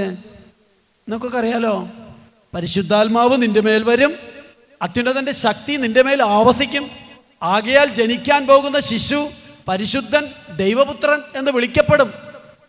ഇതാ നിന്റെ ചാർച്ചക്കാരി എലിസബത്ത് ഗർഭിണിയായിട്ടുണ്ട്, അവൾക്കിത് 6-ാം മാസമാണ്. ചരിത്രം മൊത്തം ദൂതൻ പറഞ്ഞു കൊടുത്തു. അപ്പം മറിയ തങ്ങളുടെ അനുസരിച്ചു. കാരണം ഈ എളിമയുള്ളത് കൊണ്ട്, എളിമയുടെ സുഹൃതം മറിയത്തിലുള്ളത് കൊണ്ട് പറയുന്ന കാര്യങ്ങളൊക്കെ വ്യക്തമായിട്ട് മനസ്സിലാവും. അതാണ് അതിൻ്റെ ഒരു നന്മ. എളിമപ്പെട്ട് ജീവിക്കാൻ ആഗ്രഹിക്കുന്ന വ്യക്തികൾക്ക് കുറച്ച് കേട്ടാൽ മതി, പെട്ടെന്ന് മനസ്സിലാവും. ബാക്കിയുള്ളത് ആര് പൂരിപ്പിച്ചു കൊടുക്കും? പരിശുദ്ധാത്മാവ്. അപ്പം ഈ എളിമ ഹൃദയത്തിൽ നിറയുന്ന വ്യക്തികൾക്കുള്ളൊരു ഗുണമാണ്. പെട്ടെന്ന് ചില ഹിന്റ്, ഒരു സൂചന കിട്ടിയാൽ മതി, പൂർണ്ണത പരിശുദ്ധാത്മാവ് കൊടുത്തോളും. ഈ എളിമയുള്ള ഹൃദയങ്ങളുടെ ഒരു പ്രത്യേകത അത്. അവരറിയാതെ തന്നെ അവരവരുടെ ജഡത്തെ നിയന്ത്രിക്കും, അവരറിയാതെ തന്നെ അവരുടെ നാവിനെ നിയന്ത്രിക്കും. ചില ആളുകളുണ്ട്, കുറേ പ്രാർത്ഥിക്കുന്നവരാ, അവസാനം വെടി പൊട്ടിക്കും. നാവുകൊണ്ട് സകല പ്രാർത്ഥിച്ച കൃപയും ആ നാവുകൊണ്ട് കളയും. എല്ലാ കൃപയും നാവുകൊണ്ട് കളയും. അങ്ങനെയുണ്ട് കുറേ ആളുകൾ. നിങ്ങളല്ലാട്ടോ, അങ്ങനെ ചില ആളുകളുണ്ട്. അപ്പോൾ കുറേ പ്രാർത്ഥിക്കും. അതെന്തുകൊണ്ടത്? എളിമപ്പെടാതെ പ്രാർത്ഥിക്കുന്നത് കൊണ്ടാണ്. എല്ലാ നാട്ടിൽ കാണുന്ന, കുടുംബത്തിൽ കാണുന്ന എല്ലാ സംശയങ്ങൾക്കും ഉത്തരം കൊടുക്കരുത്. എല്ലാ സംശയങ്ങൾക്കും ഉത്തരം കൊടുത്തിട്ടേ ഞാൻ പ്രാർത്ഥിക്കുള്ളൂ. അങ്ങനെ പ്രാർത്ഥിച്ചാൽ ആ പ്രാർത്ഥന ഫലവത്താകില്ല. കുടം കമിഴ്ത്തി വെച്ച് വെള്ളമൊഴിച്ചതുപോലെയാണത്. ഹല്ലേലൂയ, ഉറക്കെ പറഞ്ഞേ ഹല്ലേലൂയ, ഹല്ലേലൂയ. അപ്പോൾ വചനം ഇവിടെ വന്ന് കത്ത് കൊടുത്തു, അവളത് വായിച്ചു. എന്താണ് കത്തിൽ എഴുതിയിട്ടുള്ള 3 അക്ഷരം? എന്താണ് കത്തിലെഴുതിയ 3 അക്ഷരം? ഞാൻ പറഞ്ഞു ഇപ്പം തന്നെ അറിയാതെ. കത്തിലെഴുതിയ 3 അക്ഷരം ഏതാണ്? 3 അക്ഷരം എഴുതിയിട്ടുള്ളൂ കത്തിൽ. വചനം, വചനം. ഇതങ്ങോട്ട് വായിച്ചു, അവൾക്ക് മനസ്സിലായി. ഈ എളിമയുള്ളത് കൊണ്ട് ബാക്കിയുള്ളതൊക്കെ ആര് പൂരിപ്പിച്ചു കൊടുത്തു? പരിശുദ്ധാത്മാവ് പൂരിപ്പിച്ചു കൊടുത്തു. കാരണം ഇതാണ്, മോളെ, വചനമാകുന്ന വിത്ത് നിന്റെ ഉദരത്തിൽ നിക്ഷേപിക്കാനാണ് ഞാൻ വന്നിട്ടുള്ളത്. അതൊക്കെ മറിയത്തിന് മനസ്സിലായി. 1:35 അങ്ങോട്ട് കമഴ്ത്തിയപ്പോൾ അവള് പറഞ്ഞു, ഇതാ കർത്താവിൻ്റെ ദാസി. അപ്പൊ ദാസിയായി താവുകയാണ് അവിടെ. ദാസിയായി, അടിമവേല ചെയ്യുന്നവരെയാണ് ദാസി എന്ന് പറയുന്നത്. അങ്ങനെ ദാസിയായി അങ്ങോട്ട് താവുകയാണ്. ഇതാ കർത്താവിൻ്റെ ദാസി, നിന്റെ വാക്ക്, വചനം എന്നിൽ നിറവേറട്ടെ. അപ്പോഴേ അവൾ ഗർഭിണിയായി. ഞാൻ അടുത്ത ചോദ്യം ചോദിക്കുക, ഈ ഉദരത്തിൽ കടന്നു വന്ന ആളുടെ പേരെന്തായിരുന്നു? ഉറക്കെ പറ. ഉദരത്തിലേക്ക് ഇപ്പൊ കയറിപ്പോയ ആളുടെ പേരെന്തായിരുന്നു? ഉറക്കെ പറയണം. അത് പരിശുദ്ധാത്മാവിനാൽ ഗർഭിണിയായി ഉദരത്തിൽ കയറി വന്നത് ശരിക്കും ത്രിയേക ദൈവമാണ് കയറിയത്. പക്ഷെ ത്രിയേക ദൈവം കയറിയാലും ആർക്കാണ് ശരീരം കിട്ടിയത്? പിതാവായ ദൈവത്തിനാണോ ശരീരം കിട്ടിയത്? ശരീരം കിട്ടിയത് ആർക്കാ? ഈശോയ്ക്ക്, പുത്രനായ ദൈവത്തിന്. അപ്പൊ പുത്രനായ ദൈവത്തിന്റെ പഴയ പേരെന്താ? ഉത്തരം പറയണം. പുത്രനായ ദൈവത്തിന്റെ പഴയ നിയമത്തിലെ പേരെന്താ? അവർക്ക് പറയണം. എമ്മാനുവേൽ. 7:14 യുവതി ഗർഭം ധരിച്ചൊരു പുത്രനെ പ്രസവിക്കും, അവൻ ഇമ്മാനുവേൽ എന്ന് വിളിക്കപ്പെടും. അത് യുവതി ഗർഭം ധരിച്ചൊരു പുത്രനെ എന്നാണോ പ്രസവിക്കുന്നത്, അവനെ അന്ന് എമ്മാനുവേൽ എന്ന് വിളിക്കണമെന്ന പ്രവചനമാണത്. പഴയ നിയമത്തിലെ ഈശോയുടെ പേരല്ല. കർത്താവ് എന്ന് പറഞ്ഞ പിതാവായ ദൈവത്തിൻ്റെ പേരാണ്. കർത്താവ്, യഹോവ, യാഹ്വേ, എഡോണായ്, എഡോണിം, അങ്ങനെ ഒരുപാട് പേരുകളുണ്ട് കർത്താവായ ദൈവത്തിന്, പിതാവായ ദൈവത്തിന്. അപ്പോൾ കർത്താവ് എമ്മാനുവേൽ എന്നൊക്കെ പറഞ്ഞാൽ, എമ്മാനുവേൽ ജനിക്കാൻ പോകുന്ന ശിശു ജനിച്ചു കഴിഞ്ഞാൽ അവൻ ഇടേണ്ട പേരാണ്. അത് പ്രവചനമാണ്. കർത്താവ്, യഹോവ, യാഹ്വേ, അതൊക്കെ പിതാവായ ദൈവത്തിൻ്റെ പേരാണ്. ഈശോയുടെ പഴയ നിയമത്തിലെ പേരെന്താണ്? ഉറക്കെ പറയണം. കേൾക്കുന്നില്ല. മിശിഹ. മിശിഹ എന്ന് പറഞ്ഞാൽ പുതിയ നിയമത്തിൽ ജനിച്ചു വന്ന യേശു ക്രിസ്തു എന്ന പേരിന്റെ പര്യായ പദമാണ് മിശിഹ. മസീഹ്, ഈസ, ഈശോ, മിശിഹ. അതൊക്കെ പഴയ നിയമത്തിലെ പേരല്ല. പഴയ നിയമത്തിലെ ഈശോയുടെ പേര് യോഹന്നാന്റെ സുവിശേഷം 1-ാം അധ്യായം 1 മുതൽ വായിച്ചാൽ മനസ്സിലാകും. ആദിയിൽ വചനമുണ്ടായിരുന്നു, വചനം ദൈവത്തോടു കൂടെയായിരുന്നു, വചനം ദൈവമായിരുന്നു. ആദിയിൽ അവൻ ദൈവത്തോടു കൂടെയായിരുന്നു. അവനെ കൂടാതെ ഒന്നും ഉണ്ടായിട്ടില്ല ആദിയിൽ. അപ്പൊ പഴയ നിയമ ആദിയിലെ ഈശോയുടെ പേരെന്തായിരുന്നു? വചനം. ആദിയിലെ ഈശോയുടെ പേര് വചനം. ഞാൻ പറയുന്നത് ശ്രദ്ധിച്ച് കേൾക്കണം. ആദിയിലെ ഈശോയുടെ പേര് വചനം. ആദിയിൽ വചനം ഉണ്ടായിരുന്നു. വചനം ആരോട് കൂടെയായിരുന്നു? ദൈവത്തോടു കൂടെയായിരുന്നു. അവനെ കൂടാതെ ഒന്നും ഉണ്ടായിട്ടില്ല. എല്ലാം ഈ വചനത്തോടു കൂടെയാണ് ഉണ്ടായത്. അതായത് വചനം കൂടിയാണ് ഈ പ്രപഞ്ചത്തെ സൃഷ്ടിച്ചത്. ആദിയിൽ വചനമുണ്ടായിരുന്നു, വചനം ദൈവത്തോടു കൂടിയായിരുന്നു, വചനം ദൈവമായിരുന്നു. ഇനി യോഹന്നാന്റെ ലേഖനം 1-ാം അധ്യായം 1 മുതൽ, ഞങ്ങൾ കണ്ണുകൊണ്ട് കണ്ടതും സൂക്ഷിച്ച് വീക്ഷിച്ചതും കൈകൊണ്ട് സ്പർശിച്ചതുമായ ജീവനുള്ള വചനത്തെ ഞങ്ങൾ കണ്ടതും കൈകൊണ്ട് സ്പർശിച്ചതും സൂക്ഷിച്ച് വീക്ഷിച്ചതും ആയ ജീവനുള്ള വചനത്തെ. അപ്പൊ ഈ വചനമാണ് ഈശോ ആയത്. ഞാൻ അടുത്ത ചോദ്യം ചോദിക്കുകയാണ്, വചനത്തിനെ ഈശോയാവാൻ സഹായിച്ചത് ആരാണ്? വചനത്തിന് രൂപമുണ്ടോ? ശ്രദ്ധിക്കുക. വചനത്തിന് രൂപമുണ്ടോ? ഇല്ല. അരൂപിയാണ് വചനം. വാക്ക്, അതിന് രൂപമില്ല. ആ വാക്കിന് ശരീരം കൊടുത്തത് ആര്? ഉറക്കെ പറയണം. പരിശുദ്ധ അമ്മ. പരിശുദ്ധാത്മാവല്ല, പരിശുദ്ധാത്മാവിനാൽ. ഇതിൻ്റെയൊക്കെ പിന്നിൽ ത്രിയേക ദൈവമാണ്. ശരീരം കൊടുത്തത് വചനമാണ്. മറിയത്തിൻ്റെ ഉദരത്തിൽ പ്രവേശിച്ചത്. ആ ഉദരത്തിന് 9 മാസം നീണ്ടുനിന്ന പ്രക്രിയയിലൂടെ ഈ വചനത്തിന് മറിയത്തിൽ നിന്നും ശരീരം കിട്ടി.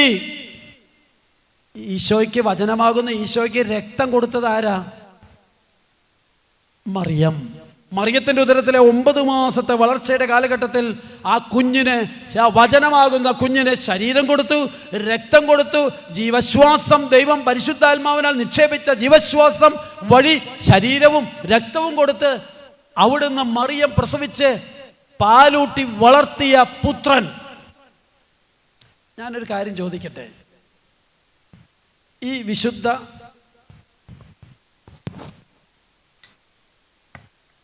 വിശുദ്ധ ഗ്രന്ഥത്തിൻ്റെ ഉള്ളിൽ എന്താണ്?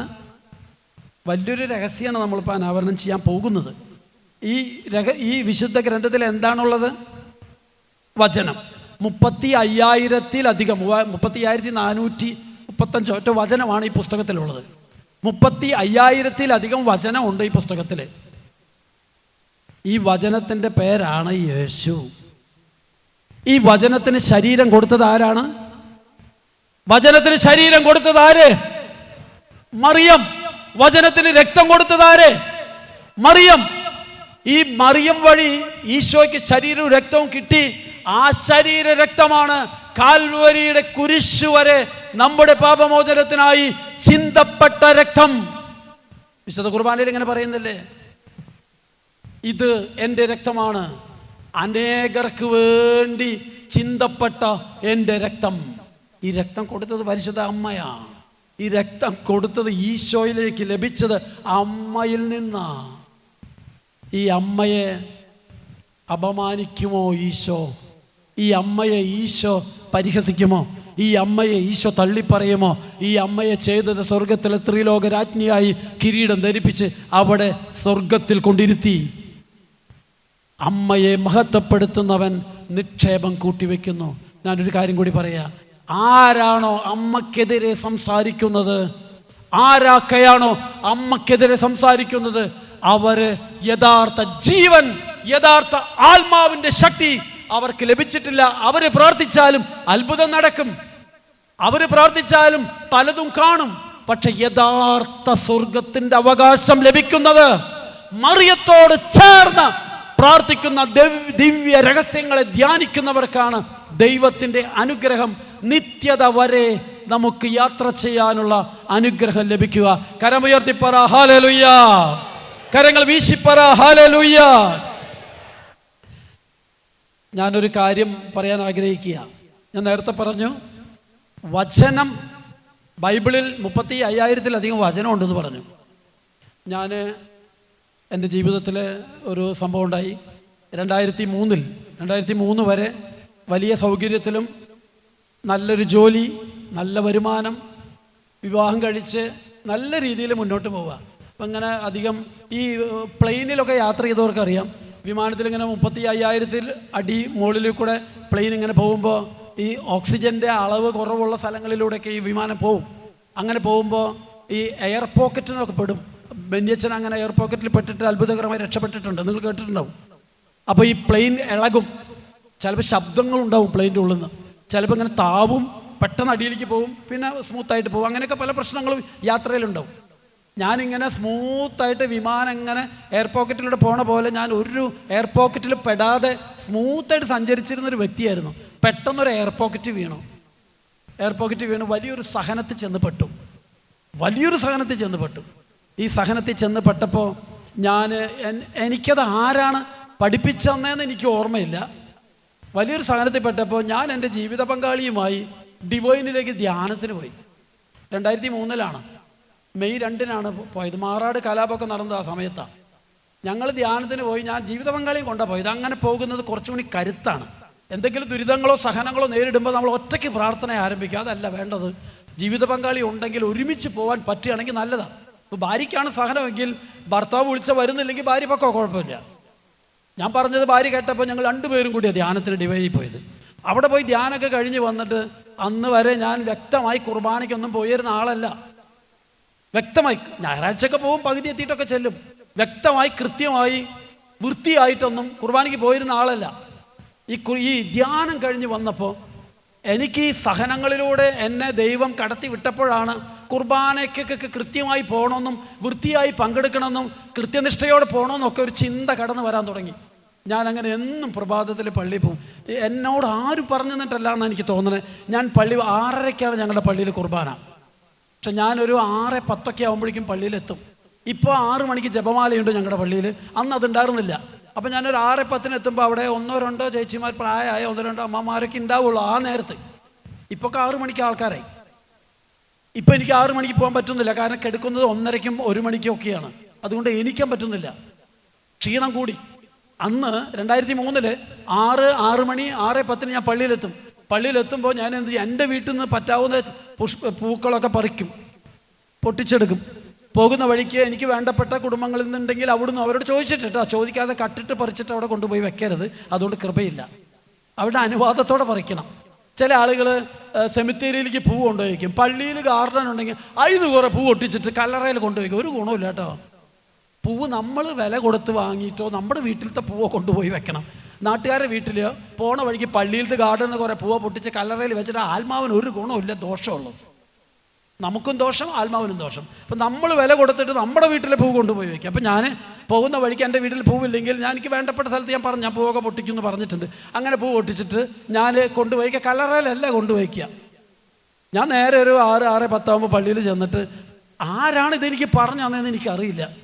ഞാൻ ഈ പൂ കൊണ്ടുപോയി മാതാവിൻ്റെ വലിയ രൂപമുണ്ട്, അതിൻ്റെ മുന്നിൽ കൊണ്ടുപോയി വെച്ച് ഒരു 1-1.5 മിനിറ്റ് ഞാൻ അവിടെ അങ്ങനെ വെറുതെ നിൽക്കും, ഒന്നും പറയില്ല, വെറുതെ അവിടെ നിൽക്കും. പൂവ് അവിടെ കൊണ്ടുപോയി വയ്ക്കും. അപ്പം ഞാൻ നേരത്തെ പോകണം എന്തിനാണെന്നോ, ഞാൻ ഈ പൂവ് കൊണ്ടുവയ്ക്കണത് ആരും കാണരുത്, അതെനിക്കൊരു ആഗ്രഹമുണ്ട്, ആരും കാണരുത്.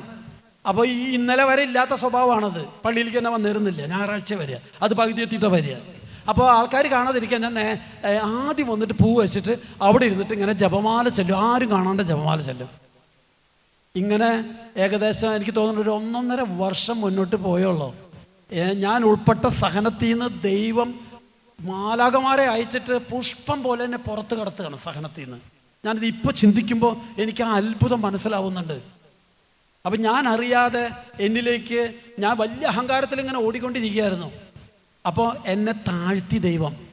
അപ്പോൾ ഞാനായിട്ട് താന്നില്ല, എനിക്കൊരു സഹനം തന്നിട്ട് എന്നെ താത്തിയപ്പോൾ എന്തോ എൻ്റെ അമ്മയുടെ കണ്ണീരാണോ അപ്പൻ്റെ കണ്ണീരാണോ എന്ന് എനിക്കറിയില്ല, ഞാൻ അങ്ങോട്ട് താന്നിട്ട് ഈ പൂവ് അവിടെ കൊണ്ടുപോയി വെച്ച് പ്രാർത്ഥിച്ചപ്പോൾ അത്ഭുതകരമായ വിടുതലുകളാണ് പിന്നീട് നടന്നത്. അത്ഭുതകരമായ വിടുതൽ. മാന്യമായ വരുമാനമുള്ളപ്പോൾ കൂടുതൽ വരുമാനം ഉണ്ടാക്കാൻ വേണ്ടി ഞാൻ ചില സൂത്രപ്പണികൾ ചെയ്തതായിരുന്നു എനിക്ക് സഹനം വരാൻ കാരണം. അങ്ങനെ പെട്ടുപോയ സഹനത്തിൽ നിന്നും ഭംഗിയായി പരിശുദ്ധ അമ്മ നേതൃത്വം കൊടുത്തിട്ട് ഭംഗിയായ കുരുക്കുകൾ ഓരോന്ന് അഴിച്ച് തന്ന് കഷ്ടി 1.5 കൊല്ലാവുമ്പോഴേക്കും പ്രധാന പ്രശ്നങ്ങളെല്ലാം എന്റെ പരിഹരിച്ച് തന്ന അമ്മയാണ് പരിശുദ്ധ കന്യകാമറിയം. കരമടിച്ച് ദൈവത്തെ മഹത്വപ്പെടുത്ത്. ഞാൻ ഇപ്പോൾ ആലോചിക്കുകയാണ്, അന്ന് ഞാനത് ചെയ്യുമ്പോൾ എന്നിൽ നല്ലോണം ഞാൻ അന്ന് വേറെ കാര്യങ്ങളോട് ആര് പഠിപ്പിച്ചെന്ന് എനിക്കറിയില്ല. ഞാൻ ഇടവക പള്ളിയിലൊക്കെ വലിയ വലിയ കാര്യങ്ങളിലൊക്കെ മുന്നോട്ട് നിന്നിരുന്ന ആളായിരുന്നു. ഞാൻ അതിനൊക്കെ പിന്നാക്കം പോയി, എല്ലാറ്റിൽ പിന്നാക്കം പോയി. അപ്പോൾ പിന്നാക്കം പോയി എന്നെ കൊണ്ടുപോകുമായിരുന്നു പിന്നാക്കം. എന്നിട്ട് ഞാൻ എല്ലാവരുടെ മുന്നിൽ നിന്ന് അങ്ങോട്ട് മാഞ്ഞു, അടിയിലേക്ക് പോയി. ഈ ദാസനാവണം, അതെന്നെ പഠിപ്പിക്കുക, ഞാൻ അറിഞ്ഞിട്ടൊന്നുമല്ല, അങ്ങനെ പോയി. അതിനെ എന്നെ വഴി നടത്തിയത് ഈ പരിശുദ്ധ അമ്മയോടുള്ള എൻ്റെ ഒരു ബന്ധമായിരുന്നു. ആരും പറഞ്ഞു തന്നിട്ടല്ല. പരിശുദ്ധ അമ്മയുടെ നമുക്ക് തോന്നുന്നുണ്ടാവും, അമ്മയുടെ രൂപത്തിൻ്റെ അടിയിൽ പോയി 4 പൂ വെച്ചുകൊണ്ട് എന്താ കിട്ടാൻ പോണത്? കിട്ടും. നീ നിന്റെ ദൈവപുത്രന് ജന്മം കൊടുത്ത അമ്മയെ നീ മാനിക്കുകയാണ്. അമ്മയുടെ കാൽക്കൽ പോയി, പാദത്തിൽ പോയി 2 പൂവ് വെച്ചിട്ട് അവിടെ നിന്ന് 1 മിനിറ്റ് പ്രാർത്ഥിച്ചിട്ട് മാറി നിന്ന് ആരും കാണാതെ ജപമാല ചൊല്ലുമ്പോൾ നീ നിന്റെ ദൈവത്തിന് ശരീരം കൊടുത്ത നിന്റെ അമ്മയുടെ കൈ പിടിക്കുകയാണ് അവിടെ. ഇനി മറ്റൊരു കാര്യം കൂടി പറയാനുണ്ട് എനിക്ക്. അതൊക്കെ കഴിഞ്ഞു. പിന്നെ ശുശ്രൂഷകനായി ദൈവം എന്നെ വളർത്തി. 2007 മുതൽ വചനപ്രഘോഷണ മേഖലയിൽ ദൈവം എന്നെ ഉപയോഗിച്ചു തുടങ്ങി. ഇപ്പോൾ കഷ്ടി 19 വർഷം 20 വർഷമായി ഇപ്പോൾ വചനപ്രഘോഷണം ആരംഭിച്ചിട്ട്. അപ്പോൾ ഞാൻ അങ്ങനെ പോയിട്ട് ഒരു 10 വർഷം മുമ്പ് 8 വർഷം മുമ്പ് ഞാൻ ബൈബിൾ വായിക്കാറുണ്ട്, ബൈബിൾ പഠിക്കാറുണ്ട്, ബൈബിൾ പഠിപ്പിക്കാറുണ്ട്. ചില സ്ഥലങ്ങളിലൊക്കെ ഞാൻ ബൈബിൾ പഠിപ്പിക്കുന്നുണ്ട്. ബൈബിൾ വായിക്കാറുണ്ട്, ബൈബിൾ പഠിക്കാറുണ്ട്, ബൈബിൾ പഠിപ്പിക്കാറുണ്ട്, ഒക്കെ ശരിയാണ്. പക്ഷെ ഞാൻ കൃത്യമായിട്ട് കണ്ടിന്യൂസ് ആയിട്ട് ദിവസവും ബൈബിൾ വായിക്കുന്ന ഒരു സ്വഭാവം എനിക്കുണ്ടായിരുന്നില്ല. ഇതൊക്കെ ഉണ്ടെങ്കിലും 2018 17 തോന്നുന്നു, എനിക്ക് പെട്ടെന്ന് ഇങ്ങനെ ഒരു പ്രചോദനം ലഭിച്ചു. ദിവസവും 1/2 മണിക്കൂർ ബൈബിൾ വായിക്കണം. ഈ പറയാൻ പോകുന്ന കാര്യങ്ങൾ നിങ്ങൾ ശ്രദ്ധിച്ച് കേൾക്കണം. 1/2 മണിക്കൂർ ബൈബിൾ വായിക്കണമെന്ന് എനിക്ക് ഉള്ളിൽ തോന്നുകയാണ്. വലിയ പ്രശ്നമാണ് എനിക്ക്. ഉറക്കം ഭയങ്കരമാണ്. ഉറങ്ങില്ല, പക്ഷേ ബൈബിൾ എടുത്താൽ ഉറക്കം വരും. അങ്ങനത്തെ ആളാണ് ഞാൻ. അങ്ങനെ കടുത്തൊരു തീരുമാനം എടുത്തിട്ട് ഞാൻ മറിയത്തിൻ്റെ അടുത്ത് ഒരു ദിവസം കുർബാനയ്ക്ക് പൂ കൊണ്ടുപോയി വെച്ചിട്ട് പറഞ്ഞു, അമ്മേ ഞാൻ ബൈബിൾ വായിക്കാൻ പോവാട്ടോ. എൻ്റെ അർത്ഥമൊന്നും അന്ന് അറിഞ്ഞിട്ടല്ല, ബൈബിൾ വായിക്കാൻ എന്നെ സഹായിക്കണം. ഞാൻ 1/2 മണിക്കൂർ ബൈബിൾ വായിക്കാൻ തുടങ്ങി. ആ കാലഘട്ടത്തിൽ ഞാൻ കുറച്ച് ഇന്നത്തേനേക്കാൾ കൂടുതൽ ഓടി നടന്ന സുവിശേഷം പറഞ്ഞൊരു കാലഘട്ടമായിരുന്നു. കേരളത്തിൻ്റെ പല ഭാഗങ്ങളിലേക്കും കേരളം വിട്ടുമൊക്കെ ഇങ്ങനെ യാത്ര ചെയ്യുന്നു. ഇപ്പം ഞാൻ അത്ര യാത്ര ചെയ്യുന്നില്ല. ഒരുപാട് യാത്ര ചെയ്യുന്ന ഒരു സമയത്താണത്. 2018 17 16 2020 വരെ, കൊറോണ വരെ ഒരുപാട് യാത്ര ചെയ്തിട്ട് സുവിശേഷം പറഞ്ഞിരുന്നൊരു കാലഘട്ടമായിരുന്നു. അങ്ങനെ 1/2 മണിക്കൂർ ബൈബിൾ വായിക്കാൻ തീരുമാനിച്ചു. ഞാൻ വായന ആരംഭിച്ചു. ദിവസവും 1/2 മണിക്കൂർ വായിക്കും. പക്ഷെ ഒരുപാട് പ്രശ്നങ്ങൾ, പ്രതിസന്ധികളുണ്ടായി. കാരണം യാത്ര ചെയ്യുമ്പോൾ വായിക്കാൻ പറ്റുന്നില്ല. പുലർച്ചെ എണീറ്റ് പോകണം. അപ്പോൾ ട്രെയിനിലൊക്കെ ഇരുന്നിട്ട് ബൈബിൾ വായിച്ചിട്ടുണ്ട്. ചിലപ്പോൾ അങ്ങോട്ട് പോകുമ്പോൾ വായിക്കാൻ പറ്റില്ല, ഭയങ്കര തിരക്കാവും. തിരിച്ചു ബൈബിൾ കയ്യിലുണ്ടാവും. തിരിച്ചു വരുമ്പോൾ സീറ്റ് കിട്ടിയിട്ട് ഞാൻ ബൈബിൾ വായിക്കും. ബൈബിൾ വായിക്കുമ്പോൾ കയ്യിൽ നിന്ന് ബൈബിൾ ട്രെയിനിൽ വീഴും. അങ്ങനെയൊക്കെ വീണിട്ടുണ്ട്. എന്നിട്ട് ഒരുപാട് കരഞ്ഞിട്ടുണ്ട്. അങ്ങനെയൊക്കെ കഷ്ടപ്പെട്ടിട്ട് ബൈബിൾ വായിച്ചിട്ടുണ്ട്. വീട്ടിൽ വന്നിട്ട് ചിലപ്പോൾ രാത്രി വളരെ വൈകിട്ട് ഇരുന്ന് വായിച്ചാൽ ഉറങ്ങും, നിന്ന് വായിച്ചാൽ ഉറങ്ങും, നടന്നു വായിക്കും. നടന്ന് വായിച്ചിട്ട് എൻ്റെ കയ്യിൽ നിന്ന് ബൈബിൾ വീണിട്ടുണ്ട്. ഈ ബൈബിളാണ് വീണതൊക്കെ. ഈ ബൈബിളാണ്. എൻ്റെ വീട്ടിൽ 5 ബൈബിളുണ്ട്. ഇത് കേടുവന്നു. ഇത് തന്നെയാണ് എപ്പോഴും ഞാൻ കൊണ്ടു നടക്കുന്നത്. ഒരു പ്രാവശ്യം ബൈൻഡ് ചെയ്തു, 2ാമത് ബൈൻഡ് ചെയ്യാനായിട്ടുണ്ട്. അപ്പം അങ്ങനെ ബൈബിൾ ഒരു കൊല്ലത്തോളം ഇങ്ങനെ കണ്ടിന്യൂസ് ആയിട്ട് ഞാൻ ബൈബിൾ വായിച്ചു. ഒരു 7-8 മാസം കഴിഞ്ഞപ്പോൾ ഞാൻ പറയാതെ തന്നെ എൻ്റെ ജീവിത പങ്കാളി 1/2 മണിക്കൂർ ബൈബിൾ വായിക്കാൻ തുടങ്ങി. എന്താ പറഞ്ഞത്? ഞാൻ ബൈബിൾ വായിച്ച് മാസങ്ങൾ പിന്നിട്ടപ്പോൾ ഞാനൊന്നും പറയാതെ തന്നെ ഒരു ദിവസം നോക്കുമ്പോൾ രാവിലെ മൂപ്പര് എഴുന്നേറ്റ് ബൈബിൾ വായിക്കണം. മൂപ്പർക്ക് ഒരുപാട് സമയക്കുറവുണ്ട്, ജോലിക്ക് പോകണം. പക്ഷെ അതിൻ്റെ ഇടയിൽ എങ്ങനെയോ അറേഞ്ച് ചെയ്തു അങ്ങനെ അങ്ങൊരു ഭാര്യയും ബൈബിൾ വായിക്കാൻ തുടങ്ങി. അത് കഴിഞ്ഞ് ഒരു 4-5 മാസം മൂപ്പരിങ്ങനെ വായിച്ച് പോകുന്നതിൻ്റെ ഇടയിൽ എനിക്ക് 3 മക്കളാണ്. മൂത്തത് മോൻ, താഴെ 2 പെൺകുട്ടി. അപ്പോൾ 2ാമത്തെ മകൾ, അതായത് പെൺകുട്ടികളിൽ മൂത്ത ആൾ, അവളന്ന് 9ലാണ് പഠിക്കുന്നത്. ഭാര്യ വായിക്കാൻ തുടങ്ങിയപ്പോൾ ഇവൾ 9ലാണ് പഠിക്കുന്നത്.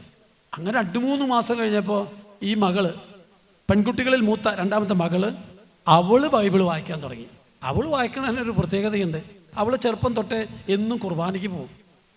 അവൾക്കൊരു പ്രത്യേകത, അന്നാ പെസഹ തിരുനാളിൽ എന്ന് കുർബാനയിൽ പറഞ്ഞത് കേട്ട ആ പാടണ നേരത്താണ് മൂപ്പര് പള്ളിയിലേക്ക് പോകണമെന്നുണ്ടെങ്കിൽ തിരിച്ചു വരും.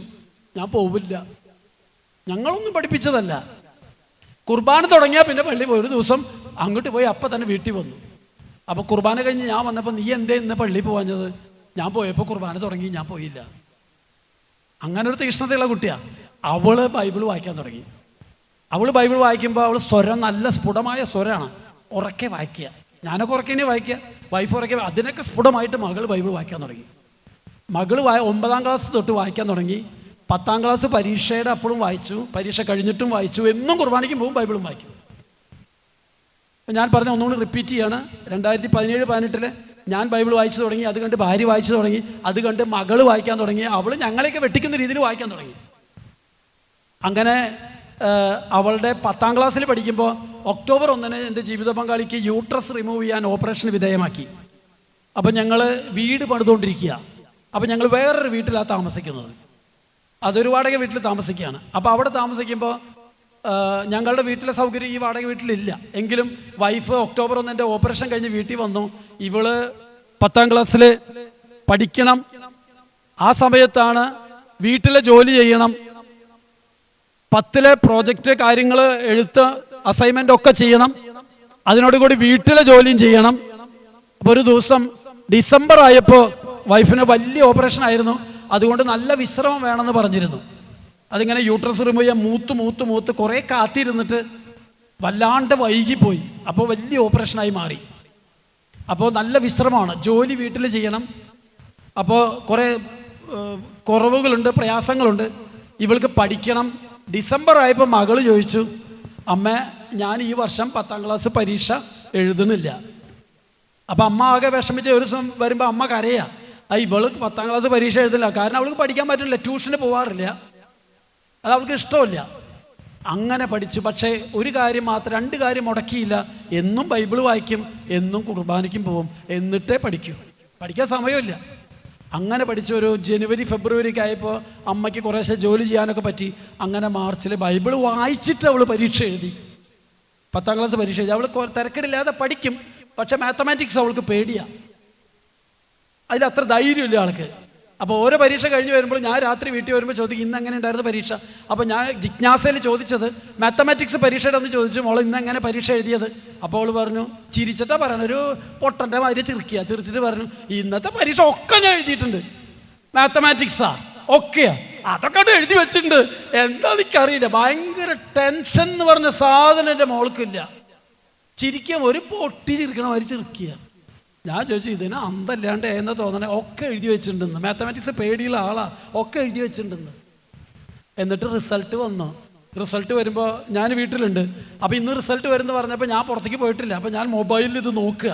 അപ്പോൾ അവളെൻ്റെ അടുത്തുണ്ട്, അമ്മ എന്താ ജോലിയിലാണ്, അവളെൻ്റെ അടുത്തുണ്ട്, ഞാൻ ഇരിക്കുകയാണ്, അവളിൻ്റെ അടുത്ത് നിൽക്കുകയാണ്. അപ്പോൾ ഞാനിങ്ങനെ നോക്കി, ഇവളുടെ രജിസ്റ്റർ നമ്പർ അടിച്ച് അത് അവളുടെ രജിസ്റ്റർ നമ്പർ വന്നു. അപ്പം മോളിൽ ഇംഗ്ലീഷ് A+, അതൊക്കെ അവൾക്ക് കിട്ടും, നമുക്കറിയാം. A+ കിട്ടി. പെട്ടെന്ന് ഞാൻ മാത്തമാറ്റിക്സിലേക്ക് നോക്കി, അവിടെ A+, ഒന്നുകൂടി നോക്കി, എല്ലാത്തിലും A+. ഞാനങ്ങനെ ചാടി, ഒന്ന് കരമടിച്ചോ. ദൈവത്തിന് മഹത്വം ഉണ്ടാവട്ടെ. എനിക്ക് വ്യക്തമായിട്ടറിയാം, മാത്തമാറ്റിക്സ് പരീക്ഷയുടെ അന്ന് അവള് വചനം വായിച്ചപ്പോ ആരാണ് അവളെ സഹായിച്ചത്? നിങ്ങൾ പറ, കൃത്യമായിട്ട് പറ. ആരാണ്? എൻ്റെ മകള് മാത്തമാറ്റിക്സ് പരീക്ഷ എഴുതുമ്പോൾ എല്ലാ 2 ചോദ്യത്തിൽ 1 എഴുതിയാൽ മതി, ഇവള് 2 എഴുതി. അതാണ് ഈ പൊട്ടിച്ചിരിക്കണമാര് ചിരിച്ചായിരുന്നത്, എല്ലാവരും എഴുതിയെന്ന്. ആരാണ് മാത്തമാറ്റിക്സ് പരീക്ഷ എഴുതുന്ന അവളുടെ അടുത്ത് ചെന്നിരുന്ന് ഉത്തരം പറഞ്ഞു കൊടുത്ത് എഴുതിച്ചത്? നിങ്ങൾ ചിലപ്പോൾ ഈശോ എന്ന് പറയും, തെറ്റാണത്. പരിശുദ്ധ അമ്മ. എന്തുകൊണ്ട്? എന്താ ഈശോയ്ക്ക് പോയാൽ വചനല്ലേ വായിച്ചു തരുന്നത്, വിശുദ്ധ കുർബാനയല്ലേ അർപ്പിച്ചു തരുന്നത്? നിങ്ങൾക്കറിയോ, വചനം, ഒരു വ്യക്തി വചനം വായിക്കുമ്പോ വചനത്തിന് മാംസം കൊടുത്ത പരിശുദ്ധയമ്മ ആരാണോ വചനം വായിക്കുന്നത് അവരുടെ അടുത്ത് ഓടി വന്നിരിക്കും. വചനം വായിച്ചിട്ടൊരു കുട്ടി പരീക്ഷയ്ക്ക് പോയാൽ, വചനം വായിച്ചിട്ടൊരു കുട്ടി വിവാഹ മണ്ഡപത്തിലേക്ക് പ്രവേശിച്ചാൽ അവളുടെ കൂടെ വരുന്ന അത്ഭുതത്തിന്റെ പേരാണ് പരിശുദ്ധയമ്മ. കരമുയർത്തി പറ ഹല്ലേലൂയ. അടുത്ത ചൊവ്വാഴ്ച 21-ാം തീയതി എൻ്റെ ഈ മകള് കന്യാസ്ത്രീയാവാണ്. കരമുയർത്തി പറഞ്ഞോ ഹല്ലേലൂയ.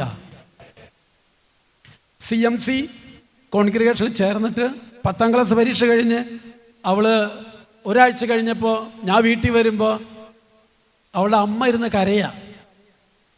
അപ്പം ഞാൻ അമ്മോട് ചോദിച്ചു, എന്താ നീ കരയണത്? അപ്പം അമ്മ പറഞ്ഞു, ഇവള് മടത്തി പോവാ. അപ്പം അത് പെട്ടെന്ന് കേട്ടപ്പോൾ സഹിക്കാൻ പറ്റാതെ അമ്മ കരയണത്. എനിക്ക് വലിയ വിഷമമൊന്നും തോന്നിയില്ല. അപ്പം ഞാൻ അവളോട് പറഞ്ഞു, നീ എന്തിനാ കരയണത്? അവൾ മഠത്തിലേക്കല്ലേ പോണത്. എന്നാലും അവൾ പെട്ടെന്ന്, ഞാൻ അവളോട് പറഞ്ഞു +2 കഴിഞ്ഞിട്ട് പോയാൽ മതി. അവൾ കൂട്ടാക്കിയില്ല. +2 കഴിഞ്ഞിട്ട് ഞാൻ പോവില്ല, ഞാൻ പോവില്ല. ഞാൻ അവളെ വിളിച്ചിട്ട് പറഞ്ഞു. അപ്പോൾ അവൾ ഇത്തിരി കളറ് കുറവാണ്, എൻ്റെ മാതിരിയാണ്. അവളെ മുഖം ഒന്നുകൂടി കറുത്തു. ഞാൻ എന്താ പറയാ, ഞാൻ അവളോട് പറഞ്ഞു, നീ പേടിക്കണം, നീ പൊക്കോ, ഞങ്ങൾ പറഞ്ഞിട്ട് നീ പോകരുത്, എനിക്കിഷ്ടമാണ്. പോയി. അവൾ നോവിഷ്യേറ്റ് കഴിഞ്ഞ് അടുത്ത ചൊവ്വാഴ്ച ഏപ്രിൽ 21-ന് സെൻറ് ആൻസ് പള്ളിയിൽ 7 കുട്ടികളോടൊപ്പം ആൻഡ്രൂസ് താഴ്ത്തി പിതാവിൻ്റെ കയ്യിൽ നിന്ന്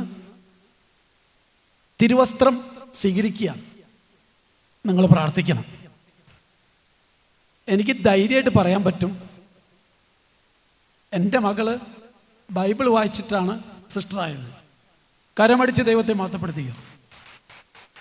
അപ്പോൾ ഞാൻ നിങ്ങളോട് പറയുകയാണ്, എൻ്റെ ജീവിതം കൊണ്ട് പറയുകയാണ്, വിശുദ്ധ ഗ്രന്ഥം വായിക്കുന്ന ഒരു വ്യക്തിയുടെ കൂടെ പരിശുദ്ധ അമ്മ കൂട്ടിനിരിക്കും. പരിശുദ്ധ അമ്മ കൂട്ടിനിരുന്നാൽ ആരൊക്കെ കൂടെ ഉണ്ടാവും? നിങ്ങൾ പറ. പരിശുദ്ധ അമ്മ കൂട്ടിനിരുന്നാൽ നിന്റെ കൂടെ ആരൊക്കെ ഉണ്ടാവും? ലൂക്ക 1:35 പരിശുദ്ധ അമ്മയുടെ കൂടെ ആരൊക്കെ ഉണ്ടായിരുന്നത്? ലൂക്ക 1:35 ഗബ്രിയേൽ മാലാഖ പരിശുദ്ധ അമ്മയോട് പറയണം, മോളെ നീ പേടിക്കണ്ട, നീ പുരുഷനെ അറിയുന്നില്ല, നീ പേടിക്കണ്ട. പരിശുദ്ധാത്മാവ് നിന്റെ മേൽ വരും. അത്യുന്നതന്റെ ശക്തി നിന്റെ മേൽ ആവസിക്കും. ആരാണ് അത്യുന്നതൻ? ആരാണ് അത്യുന്നതൻ? പിതാവായ ദൈവം നിന്റെ മേൽ ആവസിക്കും. പരിശുദ്ധാത്മാവ് വരും, പിതാവായ ദൈവം വരും. പിന്നെ ആരാ ബാക്കി? പുത്രൻ. പരിശുദ്ധാത്മാവും പിതാവും വന്നാലേ പുത്രൻ പിന്നെ ഒറ്റയ്ക്ക് അവിടെ മാറി നടക്കില്ല. പുത്രൻ നിന്റെ ഉദരത്തിൽ വന്ന് മാംസം സ്വീകരിച്ച് രക്തം സ്വീകരിച്ച് യേശുക്രിസ്തുവായി പുറത്തു വരും. ആകയാൽ ജനിക്കാൻ പോകുന്ന ശിശു പരിശുദ്ധൻ ദൈവപുത്രൻ എന്ന് വിളിക്കപ്പെടും. അപ്പൊ നീ ദൈവത്തിന്റെ വചനം നീ വായിക്കുമ്പോ, നീ വായിക്കുന്ന ദൈവവചനത്തിന്റെ കൂടെ പരിശുദ്ധ അമ്മ നിന്റെ കൂടെ ഇരിക്കും. നീ വചനം വായിക്കുമ്പോൾ വചനം നിന്നെ വായിക്കും. കരമുയർത്തി പറ ഹല്ലേലൂയ. കരങ്ങൾ വീശി പറ ഹല്ലേലൂയ. നിങ്ങൾക്കറിയോ, വിശുദ്ധ കുർബാനയുടെ തുടക്കത്തില് ഈശോയ്ക്ക് 3.5 വയസ്സ്. അൾത്താരയിൽ അത്യുന്നതങ്ങളിൽ ദൈവത്തിന് സ്തുതി എന്ന് പറയുമ്പോൾ അൾത്താരയിൽ ആരാ ജനിച്ചത്? അത്യുന്നതങ്ങളിൽ ദൈവത്തിന് സ്തുതി എന്ന് മാലാഖമാര് പാടിയപ്പോ ബത്ലഹേമിലെ കാലിത്തൊഴുത്തിൽ എന്താ സംഭവിച്ചത്? മറിയം ഉണ്ണിയേശുവിനെ ജനിച്ചപ്പോൾ, ഉണ്ണിയേശുവിനെ പ്രസവിച്ചപ്പോൾ മാലാഖമാർ ആട്ടിടയന്മാരെ വിളിച്ചുണർത്തിയിട്ട് പറഞ്ഞു, ലോകത്തെ മുഴുവൻ രക്ഷിക്കാനുള്ള രക്ഷകൻ, സകല ജനത്തിനു വേണ്ടിയുള്ള രക്ഷയുടെ സദ്വാർത്ത ബത്ലഹേമിലെ കാലിത്തൊഴുത്തിൽ പിറന്നു വീണിട്ടുണ്ട്. നമുക്ക് അവനെ പോയി ആരാധിക്കാം. മാലാഖമാരെ വിളിച്ച് മാലാഖമാരും ആട്ടിടയന്മാരെ വിളിച്ച് പോയി ഈ കാലിത്തൊഴുത്തിൽ ചെന്ന് ആരാധിച്ചു. അത്യുന്നതങ്ങളിൽ ദൈവത്തിന് സ്തുതി എന്ന് പറഞ്ഞ് അവർ പാടി പാടി ആരാധിച്ചു. വിശുദ്ധ കുർബാനയിൽ അത്യുന്നതങ്ങളിൽ ദൈവത്തിന് സ്തുതി എന്ന് പറയുമ്പോൾ ബത്ലഹേമിലെ കാലിത്തൊഴുത്തായി ആൾത്താര മാറുകയാണ്. ഉണ്ണിയേശു ജനിച്ചു വീഴുകയാണ്. ഈ ജനിച്ച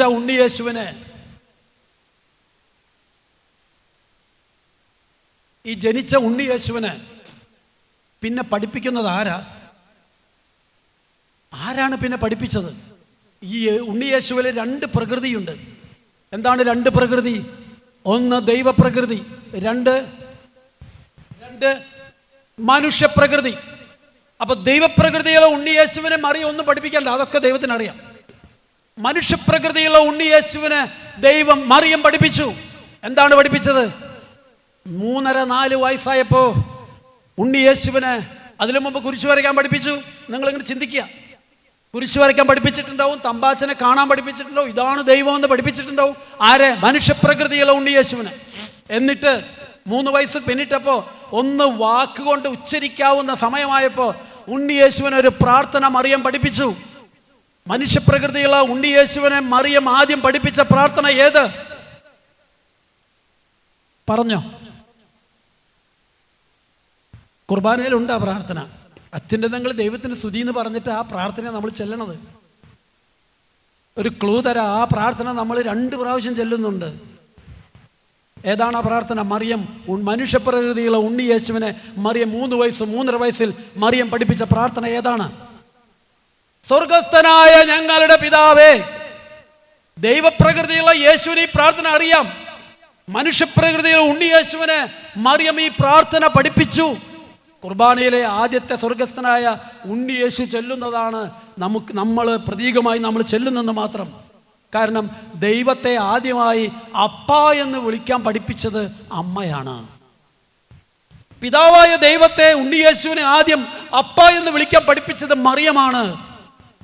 അമ്മയെ മഹത്വപ്പെടുത്തുന്നവൻ പറ, അമ്മയെ മഹത്വപ്പെടുത്തുന്നവൻ നിക്ഷേപം കൂട്ടിവെക്കുന്നു.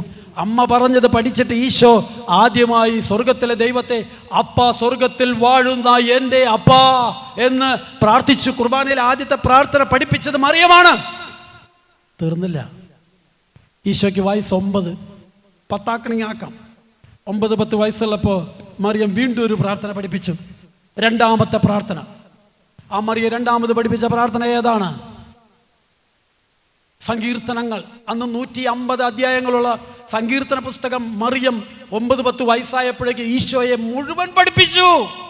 150 സങ്കീർത്തനങ്ങളും ഉണ്ണിയേശുവിന് മനഃപ്പാടമായിരുന്നു. അങ്ങനെ ഉണ്ണിയേശു സങ്കീർത്തനം, മറിയം അമ്മ പഠിപ്പിച്ച സങ്കീർത്തനം അവൻ ചൊല്ലാൻ തുടങ്ങി. അതാണ് കുർബാനയിൽ എന്തുള്ളത്? കർത്താവേ മമ രാജാവേ എന്നൊക്കെ പറഞ്ഞ് നമ്മൾ പാടുന്നില്ലേ. അപ്പം മറിയമാണ് മനുഷ്യപ്രകൃതിയുള്ള യേശുവിനെ കൃത്യമായി മോൾഡ് ചെയ്ത് വളർത്തി വലുതാക്കി വളർത്തിയത് മറിയമാണ്. അപ്പോൾ അമ്മയുടെ കൈ പിടിച്ച് നടക്കുന്നൊരു വ്യക്തി, അമ്മയോട് കൂടെയിരുന്ന് സ്വർഗസ്ഥനായ പിതാവേ നന്മ നിറഞ്ഞ മറിയമേ ചൊല്ലുന്നൊരു വ്യക്തി, ഈ നന്മ നിറഞ്ഞ മറിയമേ പരിശുദ്ധ മറിയമേ എന്താ കൂടുതൽ ചൊല്ലുന്നത്?